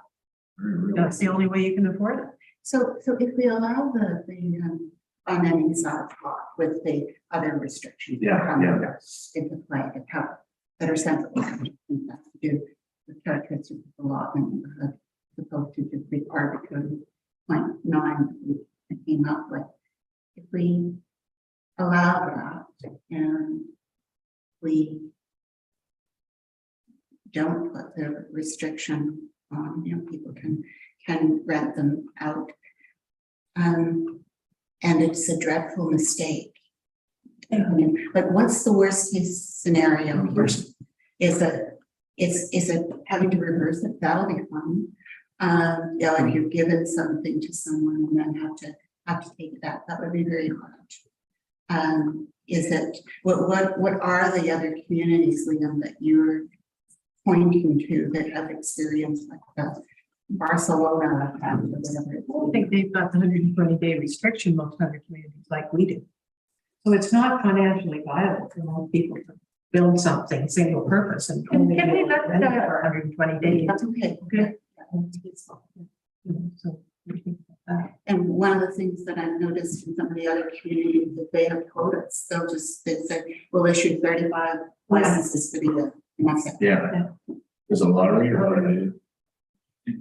They do TUPs, and they say, we're gonna issue this many TUPs. I think in the market, that's an issue. Interesting.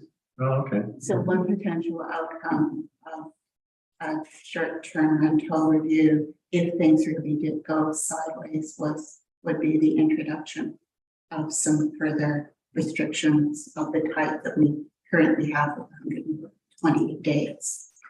I'd be worried that we would, well, maybe somebody can help us. I would be worried about that we would be trapping some people who took on this project, took out a mortgage to build it, or their mortgage is counting on this income. Then we change the rules on them. You know, that's what I'm worried about. It would be legal non-conforming. So So that we can't just take it all back. They would be legal non-conforming. Yeah, they could carry on. It's like they. Now, put are it down. legal non-conforming if we put that in. Yeah. And, you know, I don't think leaving it out is going to give today's building costs and the amount of money you're going to be renting isn't going to create a proliferation of short-term rentals. But being built. But that, I mean, yeah, I think the housing or the review study is really needed. Is that if you have any experience in the rental market on Bowen, you will run up against short-term rentals. Oh, absolutely. And you will run up against people that are willing to rent to you, but you have to get out. Yeah. Yeah. Or you have to pay the rate that they would get from short-term rentals. And so it's just the fact of the matter that you will run up against it. It is very challenging, and it's likely to get worse if the regulations allow for it. And so that's what I hear from others. and I'm worried about the getting worse part. Sorry, I'll put it back on. Worried about the getting worse part because I'm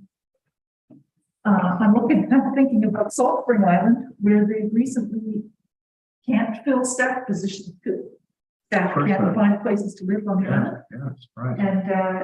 And that's something I think we could be facing here if we're not already.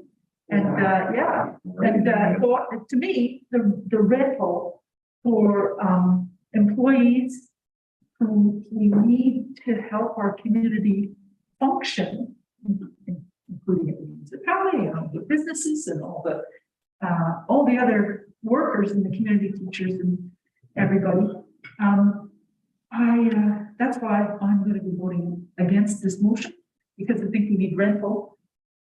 A long-term, But nobody's gonna build long-term rental. well, some people did already. Well, They built buildings and then they decide how they're gonna use them. Yeah. They may come into rental. Even if it's for a couple of years. Well, the 37 are in the primary dwelling, which means the main house on the property. Yeah. So those people are renting it out. Yeah. Some of them, you know, are doing it and they're gonna have to, you know, be shut down or get a temporary use permit because they were doing it 365 days a year. As I say, when I looked on the website, there's a bunch of them where they live in them. And then when they're not there, they rent it out. Pays for the carrying costs. Is there some way to incentivize using the potential additional suites that come out of this bylaw to incentivize them being used solely for long-term rental? To make them financially viable. I mean, how much does it cost to build a house these days, Jerry? way too much. Yeah, but is it $350 a square foot times 1,000 square feet times? Try 460, 480. So you're looking at $500,000 and you're gonna have to get a mortgage for that. Which is gonna cost you $3,000, you know? That's not the decision point I'm talking about. I'm talking about, you know, if you've got something in place and you have a choice, you can rent it or you can short-term rent it. Is there some incentive that would help somebody make the decision for long-term? It's all cash flow. Can we hear from Daniel? I saw his hand moving. Yeah, this isn't quite answer the question. I know when I first brought this, I guess, to the April meeting, but an option for council would be to not allow the RGA use in a detached secondary suite on a lot that's smaller than 0.36 acres. So you would say, well, we're extending this, you know, we're now allowing detached secondary suites in some lots, which we didn't before. They can't short-term rental. So that way nobody's like made plans based on their bylaw. They're not taking away any permission, but that's not the same thing as you're not providing incentive. Why did we dismiss them? So instead you went with a full prohibition. So we could go back to that. So if you're We building need now, to talk about it. We're getting nowhere fast. No, I understand that. So anyway, we've got this, I think we just need to. we've got this recommendation on the table, so I'll ask. All in favor of that, We're voting on removing. number 8, This is just A, right? yeah. Okay, opposed? Passed. In opposition, and we'll go on to B, which is amended development permit guidelines for attached weed sprinkler consideration of siting of detached secondary. I'll move that. Thank you. And Before we second, can I ask, can I make a point? yes, of course. I'm in favor of the siting, thank you very much. I like that idea, that helps with part of my concern about making sure that it works for everybody. And also that it doesn't, that there's some consideration for the land. And that I'm, I was reading the staff report from, April 25th. And I wonder about, well, it's consideration of siting, might we add impermeable surfaces? Or might we add, I'm just putting these out here, areas of known low, water supply, which we talked about. Get a building permit to build it. Yeah, building permit. Freeze water. Covered. Or would we want to add, trees? I'm just putting some ideas out there in case I see some uptake that I could add. Of a tree canopy protection bylaw. Here we are at the anniversary of the heat dome, and I'm gonna do a webinar tomorrow warning about keeping nature and density.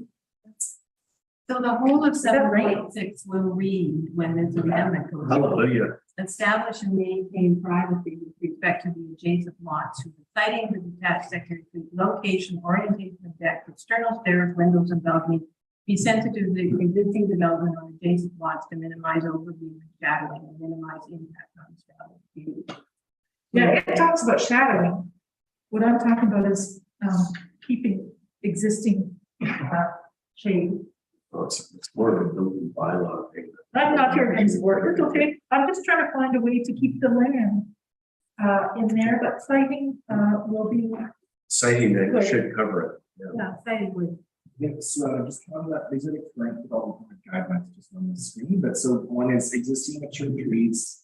Significant landscape features on the property shall be kept.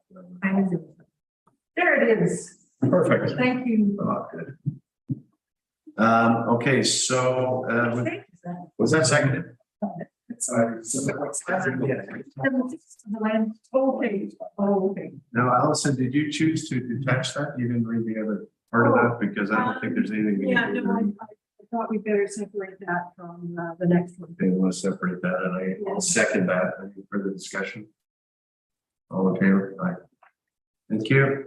And now what about this next part? The council refer of review the short-term rental policy and associated bylaws to the 2023 council strategic planning session. yeah, can we do anything? Oh, we can. How effective is it? How effective? We can put it down as our Yep. letter to them. Sure, put it in our letter. Well, Okay, I'll second that. And for discussion.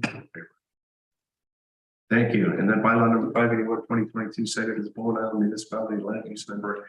Bylaw number 57, 2002 amendment, bylaw number 581, 2022. Even a second time as amended. And then bylaw number 581, 2022 be referred to a public hearing. I'll second. That second. All in favor? Thank you. Okay. Thank you very much. That wasn't easy. Okay, so we are up to staff reports and Kristen. She's still there? She sure is. Thank you.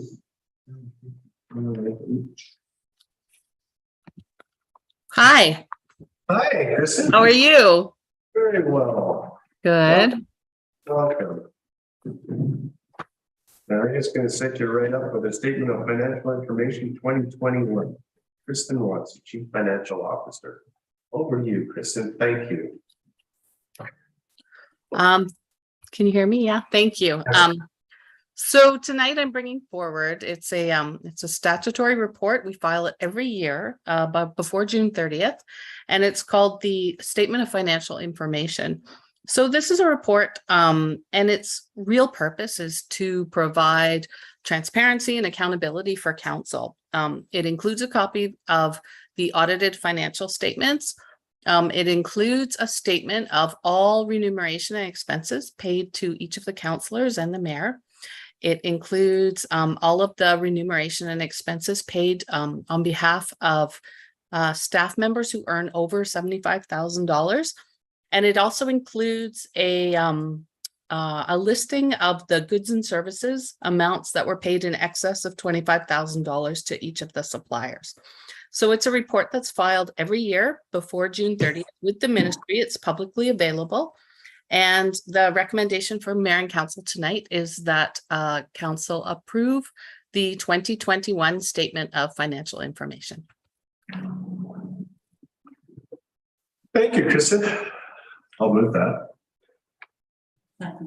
Second, thank you. Okay, discussion, Allison? Will you fix the small adding errors before you file? If you show me where I did it. They're all due, I'm quite sure, to rounding. Oh, $1 out here, $1 out there. of course, yeah. Okay. Anybody else? Okay, I'll ask a question. All in favor? Aye. Thank you, Kristen. Thank you. I'll see you tomorrow. Bye. Oh, stay on the line. What are you the, oh no, that's cool. Yeah, that's Sorry. right. Yeah, don't worry, we're not getting rid of it too soon. No, but there's money involved in this house sound biosphere thing, so you might want I think we already discussed Okay. that. I'll stay. Yeah. It's, Kelly, it's, we didn't get off that light. I think Kristen is 3 hours ahead. to. Oh, of when you're us. back eat So somewhere? it's Yeah, quick. it's okay though. I have to pack because I have an early flight to catch. Okay, well, let you go then. I'll watch. I'm interested in it. Annual report 2021, Hope Dallas, corporate officer, over to you, Hope. Oh. Well, I hope to be as succinct as Kristen was for the Sophie report. So similar to Kristen, it is a statutory requirement to provide an annual report for the previous year. And it is published and available and must be done by June 30th of each year. So in the report, it's required to have the audited financial statements, which is at the end, permissive tax exemptions that were approved by council, our report respecting municipal services and operations, so kind of a summary of the highlights of each department and any stats. Our progress report respecting the previous year in relation to objectives and measures. So this is how we do this by way of showing highlights from council's strategic plan. Any declarations of disqualifications, which there were none, and then any other information, which we've kept it quite short since the beginning of COVID, just to kind of keep it brief. It is a lot of time required to prepare the report, and you know, we're always tight on resources. So yeah, the report, it has been publicly available since June 6th. We've received no written comments, no verbal comments as of the time of the meeting. So if council has any questions, we welcome to take those now. All right. Questions, Allison? Well, first of all, under section 99 sub 1 of the community charter, it's council that must prepare, 98.1 of the community charter, council must prepare an annual report. And every annual report that I have looked at on the website for all the other municipalities, every annual report that we have ever done has always had an introductory page report from the mayor and a page with respect to council and even some of council's duties and things that they have done. This report has none of that in it. Oh, And so on that basis, I cannot support that annual report because I don't think it's council that must prepare an annual report. That's 98.1. So we've got to have a message from the mayor. The other is 98.2 sub F. It needs a statement of municipal objectives and measures that will be used to determine progress for the current and next year. So we have always put in something to do with what's going forward. I recall certainly looking at all the other municipalities, they have And I think if nothing else, at the bottom of the page highlights from council's 2021 strategic plan, which has a typo in it, by the way, it says strategic plan. Needs to have another section that talks about, at least refers to our plan 2022 and refers people to that for the objectives for the upcoming year. So that's two major, and then the other problem is we have a org chart that has the BYLAWS columns up, has us with 35 full-time FTEs, not 33, and 13.4 part-time FTEs, and 23 number of part-time staff. Anyhow, the columns are there. If you read the note on bylaw, you're not supposed to add that. Well, then you need to do it differently so it clears out and looks, makes sense. Yeah, we can do that. But yeah, so Yeah. those are double counted if you add Well, them. yeah, and somehow you have to make it clear that Yeah. it's not double counted, because if you're putting in FTEs, Yeah, but if you read the note, it just clearly says that the bylaws can fire and protective services. We pulled the bylaws up because we thought it was a special interest. yeah, but then pull the numbers out.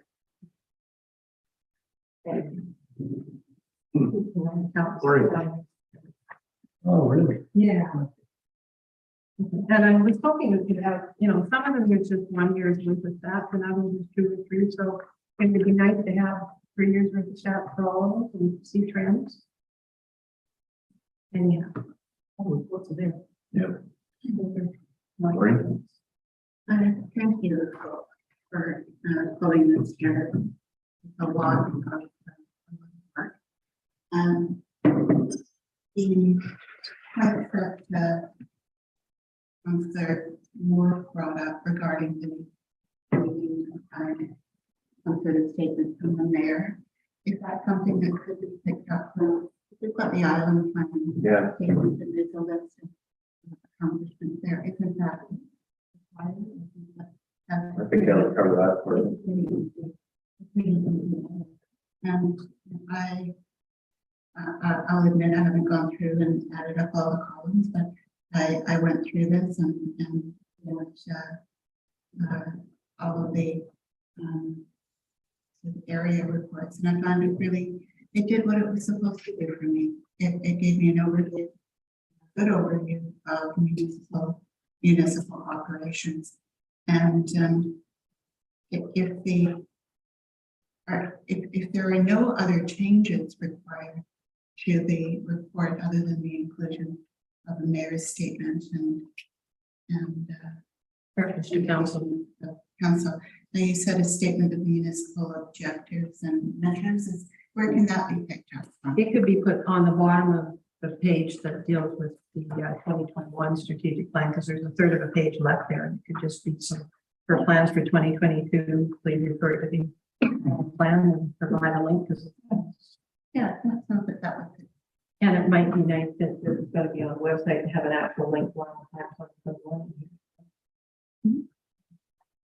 It's a lot of work to put it together, and I'm not faulting any of that, and it's nice to see the descriptions. And some of the others were really quite something. We'd like it to be fancier when we have more time. Not fancier, just more information. Yeah. Here. Are you happy with those changes? Would that be easy for you to do? Yeah, absolutely. Can we say that council approved the 2021 annual report as included in June 20? No, as amended. As well, I was going to put that in later, but yeah, I guess you're right. Annual report as amended in the June 27th. As amended at the June. At the June 22 regular council meeting agenda. All of that. Second. Further comment? All in favor? Aye. Thank you very much. We will move on to correspondence. I think of a suggestion. We should accomplish next year a really interesting typo in the annual report. with all prize. Numbers to read it. Is that a trick you do? Oh, yeah. You give people, they just look at their age. Yeah, I do that with students. So the correspondence from Bruce Simons, President of House Advisory Region Initiative Society, House Community Forums 2022 and beyond dated June 6, 2022.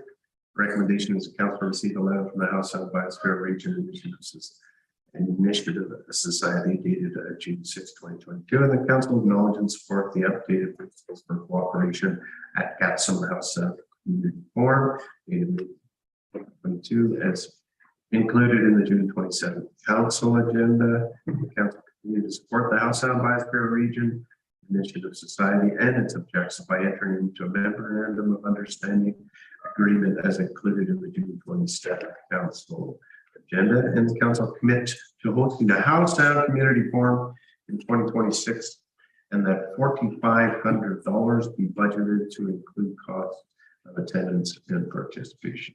Indeed, I will move that. So second it. I'm gonna move it, we sever it into its parts, and then I'm going to have to move some amendments. Because, I think the motion is that we just spend $4,500 Correct. to host a House on Forum period. The other bits don't make sense. I actually phoned Bruce this afternoon and said, we're not paying for the attendance of people at the meeting. He said, no, you're just paying for hosting the meeting. That's correct. Yeah, but That's what it Period said. after budget.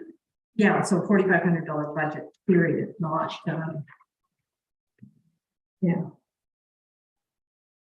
That was the wording from her email. I know, and she realized when I said, okay, this doesn't make sense, yes, and she agreed. So, Okay, so what do we do there in 2026 and then 4,500 be budgeted? period. Period. Okay. You want to several of these also? Well, the problem is number 3, the memorandum of understanding has several typos in it.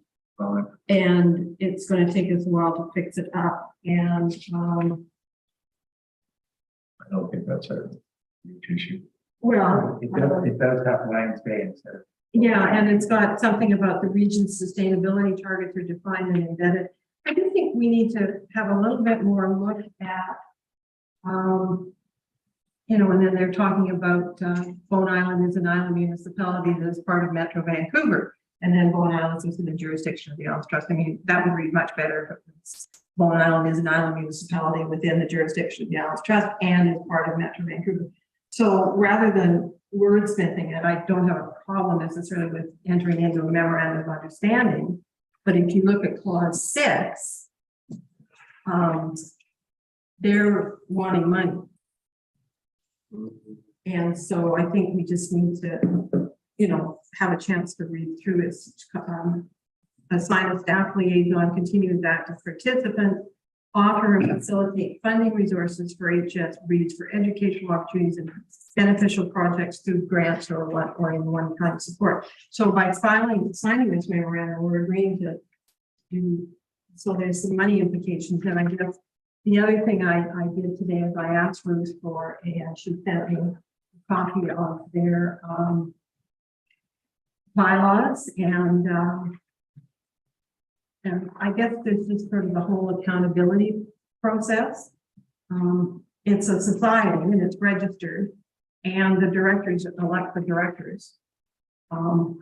So just to read through and understand, you know, how it's. Where was that thing about funding, Allison? It's number 6 in the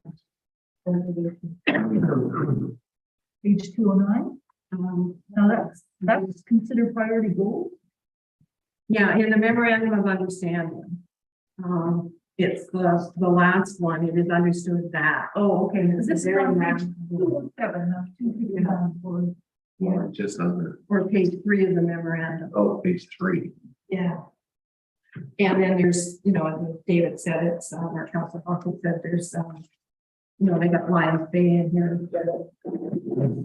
So and then I'm just looking, I haven't had a chance to read through.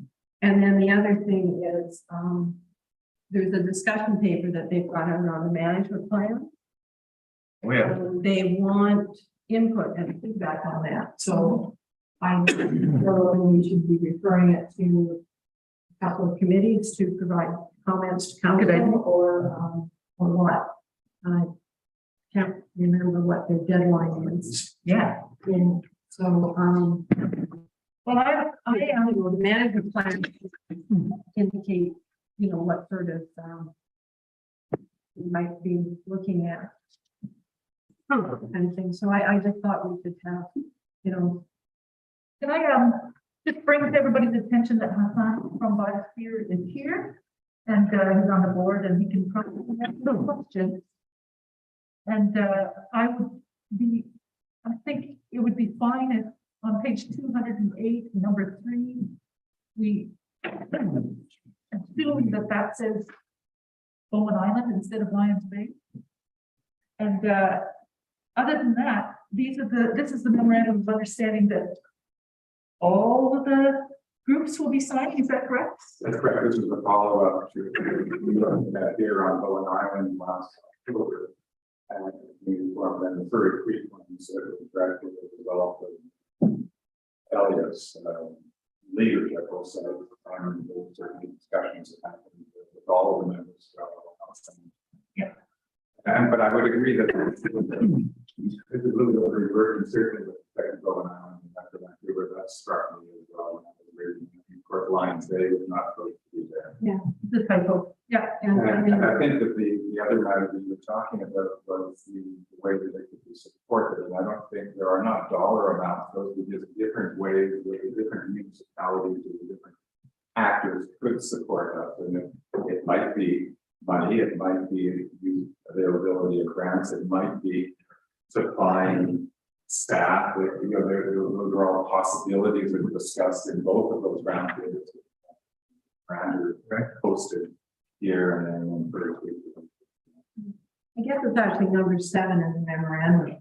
It does say support the long-term sustainability through opportunities to facilitate funding resources for secretariat service. So if we provide staff time, that means we've got to pay them and they're not doing our staff work. So I just sort of thought, I didn't know whether we really talked about it as a, we're talking about additional fees or commercial filming. Maybe we could do, did we just need to think, I'm not against the, it's just the whole accountability that we're giving money to this board. We have no control over who the board is.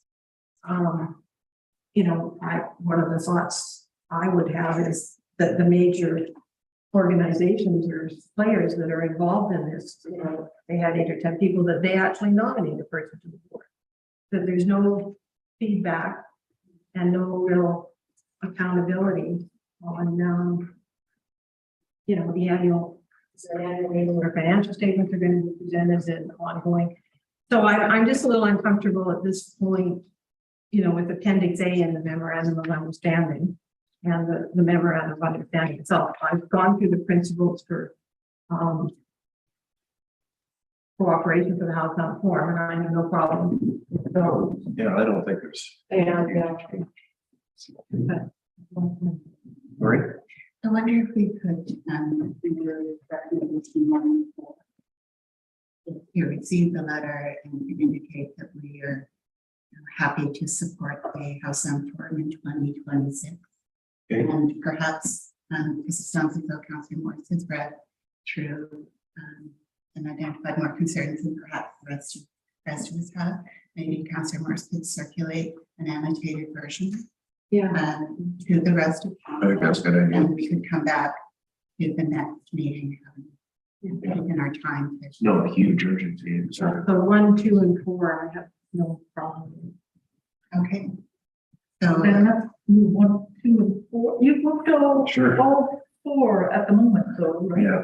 So what we'll do is we'll strike 3 out of that. So I move that the resolution be amended to delete section 3. Okay, second that. All in favor? Okay, and so. And can we say, and that it be brought back to the next. I'm going to do that as a second motion. Okay. So 2 and 4. Great.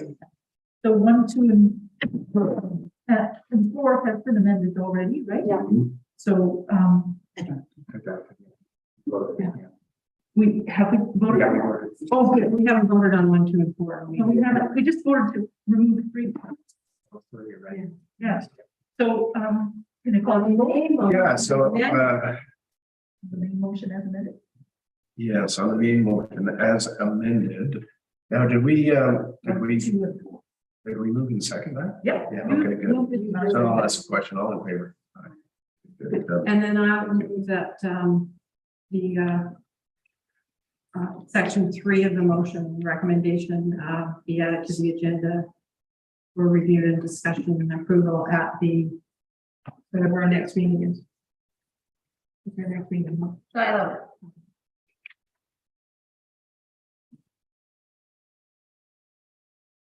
All right, I'll just, I'll second that. okay. Further discussion? Yeah. Just a quick one to say, Danby Run and Local Trust Committee, I chair that with Stan Rogers and Gateway Stanford, and we passed this too. Okay, that's wonderful, thank A you, little bit of info. thank you. Okay. Okay, ask questions, okay? Thank you. And then this discussion paper. Can you bring that back too? Well, I've got to check on the time. Do you know when the discussion paper is supposed to be? Yeah, I mean, we're hoping to both pull that all together by the fall. Okay, so And so there's plenty of time actually to put that, there's a fair amount of detail on that discussion paper. And certainly if you're wanting to meet, I mean, we could meet with you, if you want to have more discussion on that. That's between now and next in July, if you wanted to do. is there an ECAC meeting scheduled? Yeah, I don't, otherwise I gotta put it in my table item, but if we wait till the July 11th meeting, then we're not gonna get any comments from anybody. But again, this is us trying to put together our management plan for the next 10 years. And what we want to do is be responsive to what the different entities want in that management plan and what the activity should be, what the main priorities for work should be. I wonder if you could come as a delegation and do a presentation. Or a committee. Yeah. I think. Well, Well, is there any way we could receive this on table and refer it to a committee? Have it, so was it provided on table, being in the meeting, so, Yeah. I mean, could it come to the July 11th meeting with the other piece coming back? Yeah, I just then don't know if we got time to turn the comments around before we break in August. well. We want to do it by the fall. Won't we do that at the next meeting? Okay, it's fine. Okay. Can I just add one more comment? Go ahead. Just in terms of accountability, there is an annual general meeting every year, and the members of the society elect the directors. It's not just the directors elected. Well, the directors are the members. But it's open. If you want to be a member of our society, you can join and then you can vote. You know, it's open. The financials are public. The annual general meeting reports are public as well, like most of these. I haven't read the bylaw yet, and like, that wasn't the feeling I got from the conversation with you today. So. Very good. Why don't you like it? You can love it out. It's all about becoming members. There you go.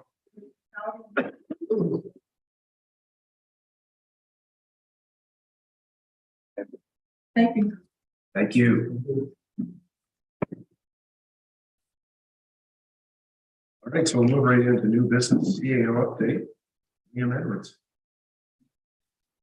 Thank you, Mayor. I have a brief update on our new fire hall and just that and hope and jump in at any moment to correct me, but it is coming along quite well. It's looking like about 3 weeks until occupancy will be provided. That doesn't mean that we would be moving in at that point in time. There's still a lot of work. 3 weeks to occupancy, and you know, Then you maybe start. maybe I should say 4. And then you know, then we're still working on the transition, the move-in transition plan, because that has to be orchestrated quite smoothly, so that you know there's no disruption in service. So when they're moving the trucks over, they're on Everything call. has to go. Everything, yeah, everything goes in one push, so to speak. And Hope and Aaron are also planning, you know, celebration. Oh, good. A little ribbon cutting or something. Yeah, we're moving some of the equipment that isn't like necessary or isn't needed like all the time. quite soon, like the gear washer. You know, they only wash it like once a month or however often, so get that, make sure it's funded, and then like the SCBA tank filling. Make sure all the tanks are full, and then we can move it so that SCBA is self-contained breathing apparatus.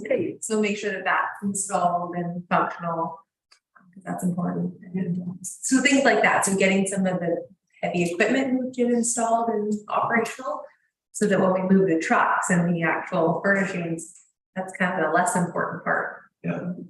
Yeah, but we went and did a walkthrough with the North Band fire inspector, and it just blew me away. I was really impressed with how it's looking in there. I hadn't been in since like just they were putting up drywall in it. This looks really good. Yeah.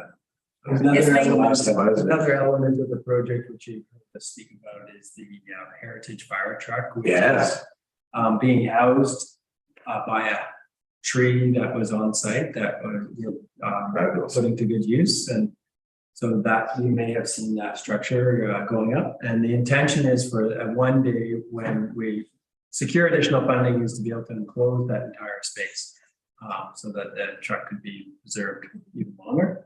And an important piece of that project is that it has been almost entirely like funded by in-kind donations. In-kind meaning like labor, supplies, and then yes, and the West Bend students are working down there. Oh, wonderful. Yeah, and they were down there last week, but I was down there, and then when I drove by this morning, they were down there as well. So they're working hard. Yeah. It's looking really good. So it'll be a really nice community piece. Lee and I had discussed doing a plaque saying that this project was made possible by and having donors or logos or whatever, and having that as a permanent fixture to that, because it's something that will withstand time, and we want people to remember that it was a community kind of project. Very And nice. further to the tree element, originally we had talked about doing a cookie from the tree. But we're actually finding it difficult to find someone with a saw large enough and the ability to do that. And when they were milling the logs, the bark came off really quickly. And so it would be difficult to secure the bark on a cookie ground. And so we've been exploring other opportunities of what we can do to honor the tree. And so one idea was to donate some of the slabs to the mental health center, and also for the community center to have perhaps Benches or whatever. Exactly, benches that could be made in prominent locations, and there could be a little plaque on those on the benches to recognize the tree. Absolutely. To also down to the heritage. Fantastic.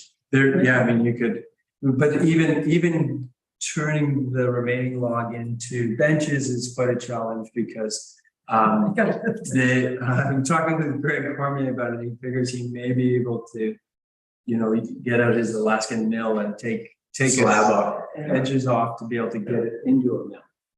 The trick is getting the log to a manageable size. So that's all under. Perfect. Love And it. then the landscaping will be a separate project that will be in the fall. Perfect time for landscaping. Too bad about that cookie, but they're tricky, they split all the time. Yeah. From other parks and projects, I know they're hard. Right. Treated very tender. Can I just ask a question regarding some of the correspondence that we received earlier?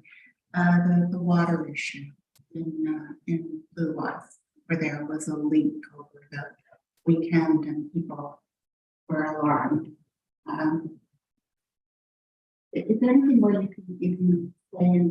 Yeah, so, staff responded appropriately and quickly. And so social media is an awful tool that just spreads misinformation like wildfire. And so I don't know all that was said on social media about it, but the facts are that our staff became aware of the leak Saturday morning and immediately went out to assess the scene, and immediately contacted our regularly contracted machine operators, because you need a machine to do that work. But none were available. And so then the next step would be to shut the water off, but the concern was that it would leave 16 residents without water on what was, the hottest weekend of the year so far. And so that was deemed to be inappropriate, not willing to shut your water off. And then the water continued to migrate onto a person's private property, and we were notified of that again. And again, the crew went out to then divert it with sandbags and, make sure that it was going into the ditch and not onto the property. That property owner was happy, very pleased with the response and that work. And again, on Sunday, staff tried to get a contractor, but still no opportunity to get a machine operator. And we can't just have anybody showing up there with a backhoe ripping up the roads. They have to be qualified, certified and insured and bonded. And so, because I know that some people were just saying, oh, well, I could get a machine here, no time. So we did secure a machine to be on site this morning, and the problem was rectified before noon. And so it no doubt is a big concern. It's certainly something that we have to be able to respond to quickly. I think part of the challenge is that our regular machine contractors were taking advantage of the first true summer weekend. They were away. And but then this also lends support to our desire to have increased capacity within our own in-house abilities. And so, we do have the objective of purchasing a small excavator that can do this type of work, and also building up that staff capacity so that we can respond more quickly and easily to these things. And there was no shortage of response from our staff. It's just we don't have the machinery or the current skills to address that. So, Thank you for expanding. Okay, is that it for you, Rita? yes. Okay, thank you. Update to council on Metro Vancouver Business, Metro Vancouver Director, David Coffey. Thank you, Gary. I don't have any. Okay. All right, thank you. Thank you, council on Island Trust Business. Trustee Fast. Sure, thank That's you. all you get. Thank you, Mr. Mayor. I'll just report on Trust Council, which was held last week by Zoom. And it was a interesting meeting. We started halfway through Tuesday and went into the evening to receive delegations and public comments, and then all the way through the day on Wednesday and into just afternoon on Thursday. So 26 trustees from all across the Gulf Islands together agreed. We received the governance report, the governance review, some analysis from staff. And so that was really good to have, because the consultants had delivered the review at our March meeting, but we haven't had a chance to talk about it, and there had been no staff analysis yet.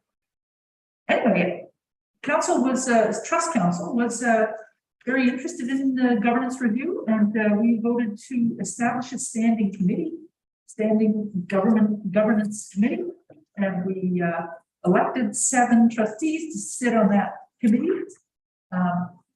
So they'll be starting before our next Trust Council meeting, and we're going to ask the province also for a governance review from their point of view. And so that'll be in time when Bowen Island will be paying attention, because we've got letters patent and some things that probably need updating there too. Whether the province will pay attention to our request, we don't know, but it's a start, and it was lots of interesting discussion on the trust policy statement. That's the sort of umbrella that's over all the OCPs, of all the communities in trust. We received a report from the consultants on the phase 3 of that engagement. You might remember that back in September 2019, before COVID, is when the public engagement around this project started on the library. And but now, Bowen, the Bowen part. Yes. And, but now that, report has been, received, we talked about it, and, we've referred it to Trust Programs Committee to come back to council, Trust Council with recommendations. We received the audited financial statements. We received something called best practices for planning. So I'll have a look at that. It's more for local trust committees. I don't think there's anything here that, that Daniel or his staff would know. Highlands Trust now, I'll skip some of this because you don't need to know it, but there is new eelgrass and bull kelp mapping throughout the trust area. So now Bowen, Sorry, what was the last one? bull kelp. They're the long ones that look like a long whip. Oh, yeah, of course. Yeah. But I don't think I saw any for Bowen Island. It's something that can come and go depending on the water temperature and the years and the currents and that kind of thing. So it's going to be an ongoing kind of monitoring. But that's partly part of the Islands Trust strategic plan that's been completed, another part of it. Advocate for ecosystem. Oh, yes, there were two other motions that were passed. One of them was that we're going to advocate for ecosystem health. So that was a delegation that, no, it was a trustee. Anyway, we're going to go to we're going to write to UBCM and the province about old growth and about taking better care of the environment to do with keeping natural ecosystems healthy and resistant to fire. And we also passed a resolution in support of the fossil fuel non-proliferation. Yeah. Which no one did back in the day. Fossil fuel non-proliferation treaty. So we'll be writing in support of that. That's our important. Thank you very much, Simona. Look at all the questions. Update to council, Metro Vancouver Regional Parks Committee meetings, Councillor Nicholson. We have not met Okay. recently. We're meeting in a bit. And then the committee will be meeting on Bowen on July the 15th. Oh, great. And just as an aside, some of you may have seen in the paper, that our 2,000 euro tree was found in Lynn Headwaters Regional Park. Wow. And this picture of the guy is found in the underground. And, Very cool. The little guy says, board. Oh, isn't that right? So, reason to have regional parks. Is it the first time in the things ever? Actually,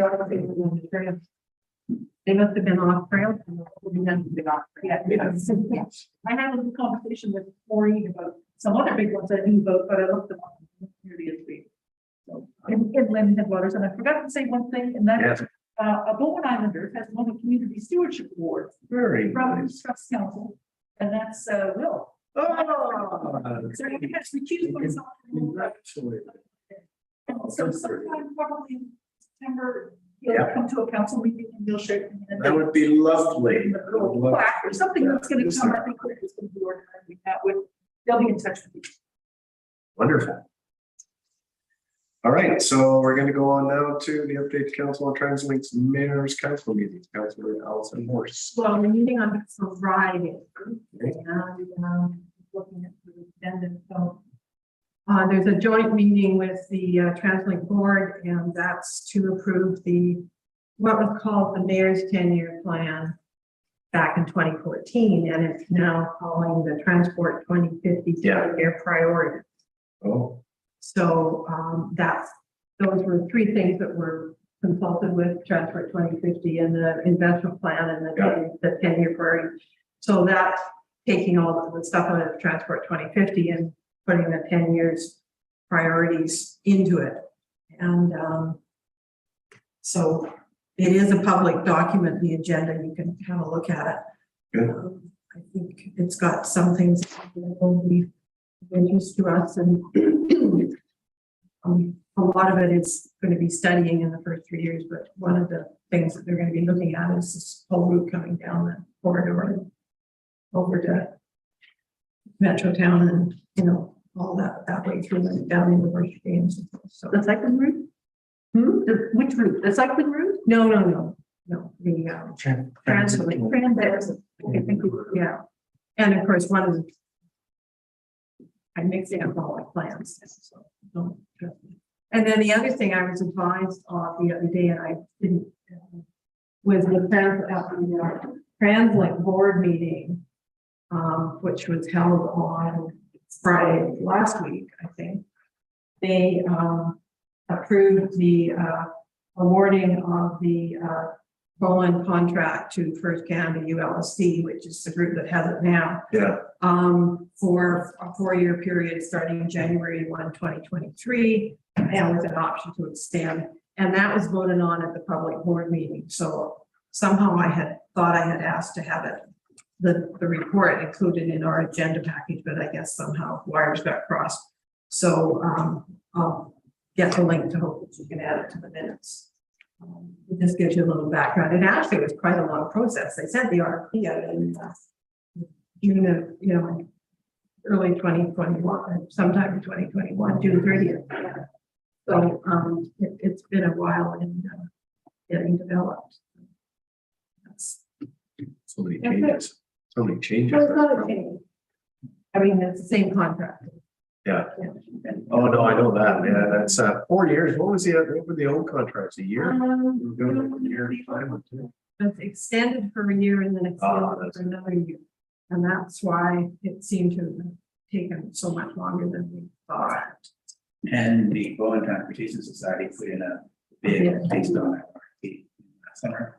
I asked, yeah, we assumed it would be for the beginning of this year. Yes. So I asked them, okay, how come, can you explain the reasoning why we didn't get the contract? And I never heard back, but Kate Coffey just heard back, and there will be. They were gonna do a debrief with all the there were, according to this, there were 4 bidders. They were gonna do a debrief. 4 bidders on Bowen?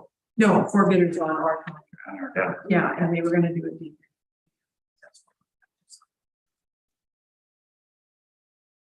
Wow. Air quality has been excellent, everybody. How is it? 487. Oh, yeah, we're in good shape.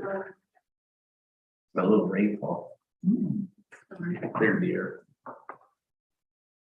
Got it, Allison? Yeah, I was just looking to see when the other contract was, but I had thought the whole thing would have been well before January 2021.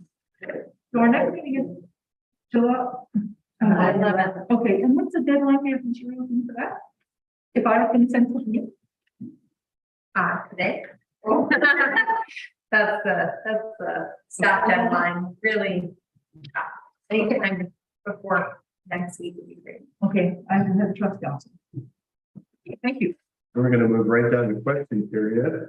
Alex, have you got any questions? Oh, right. Yeah. Well, on that happy note, we will call this meeting adjourned. Thank you very much, everybody. Thank you. Well done.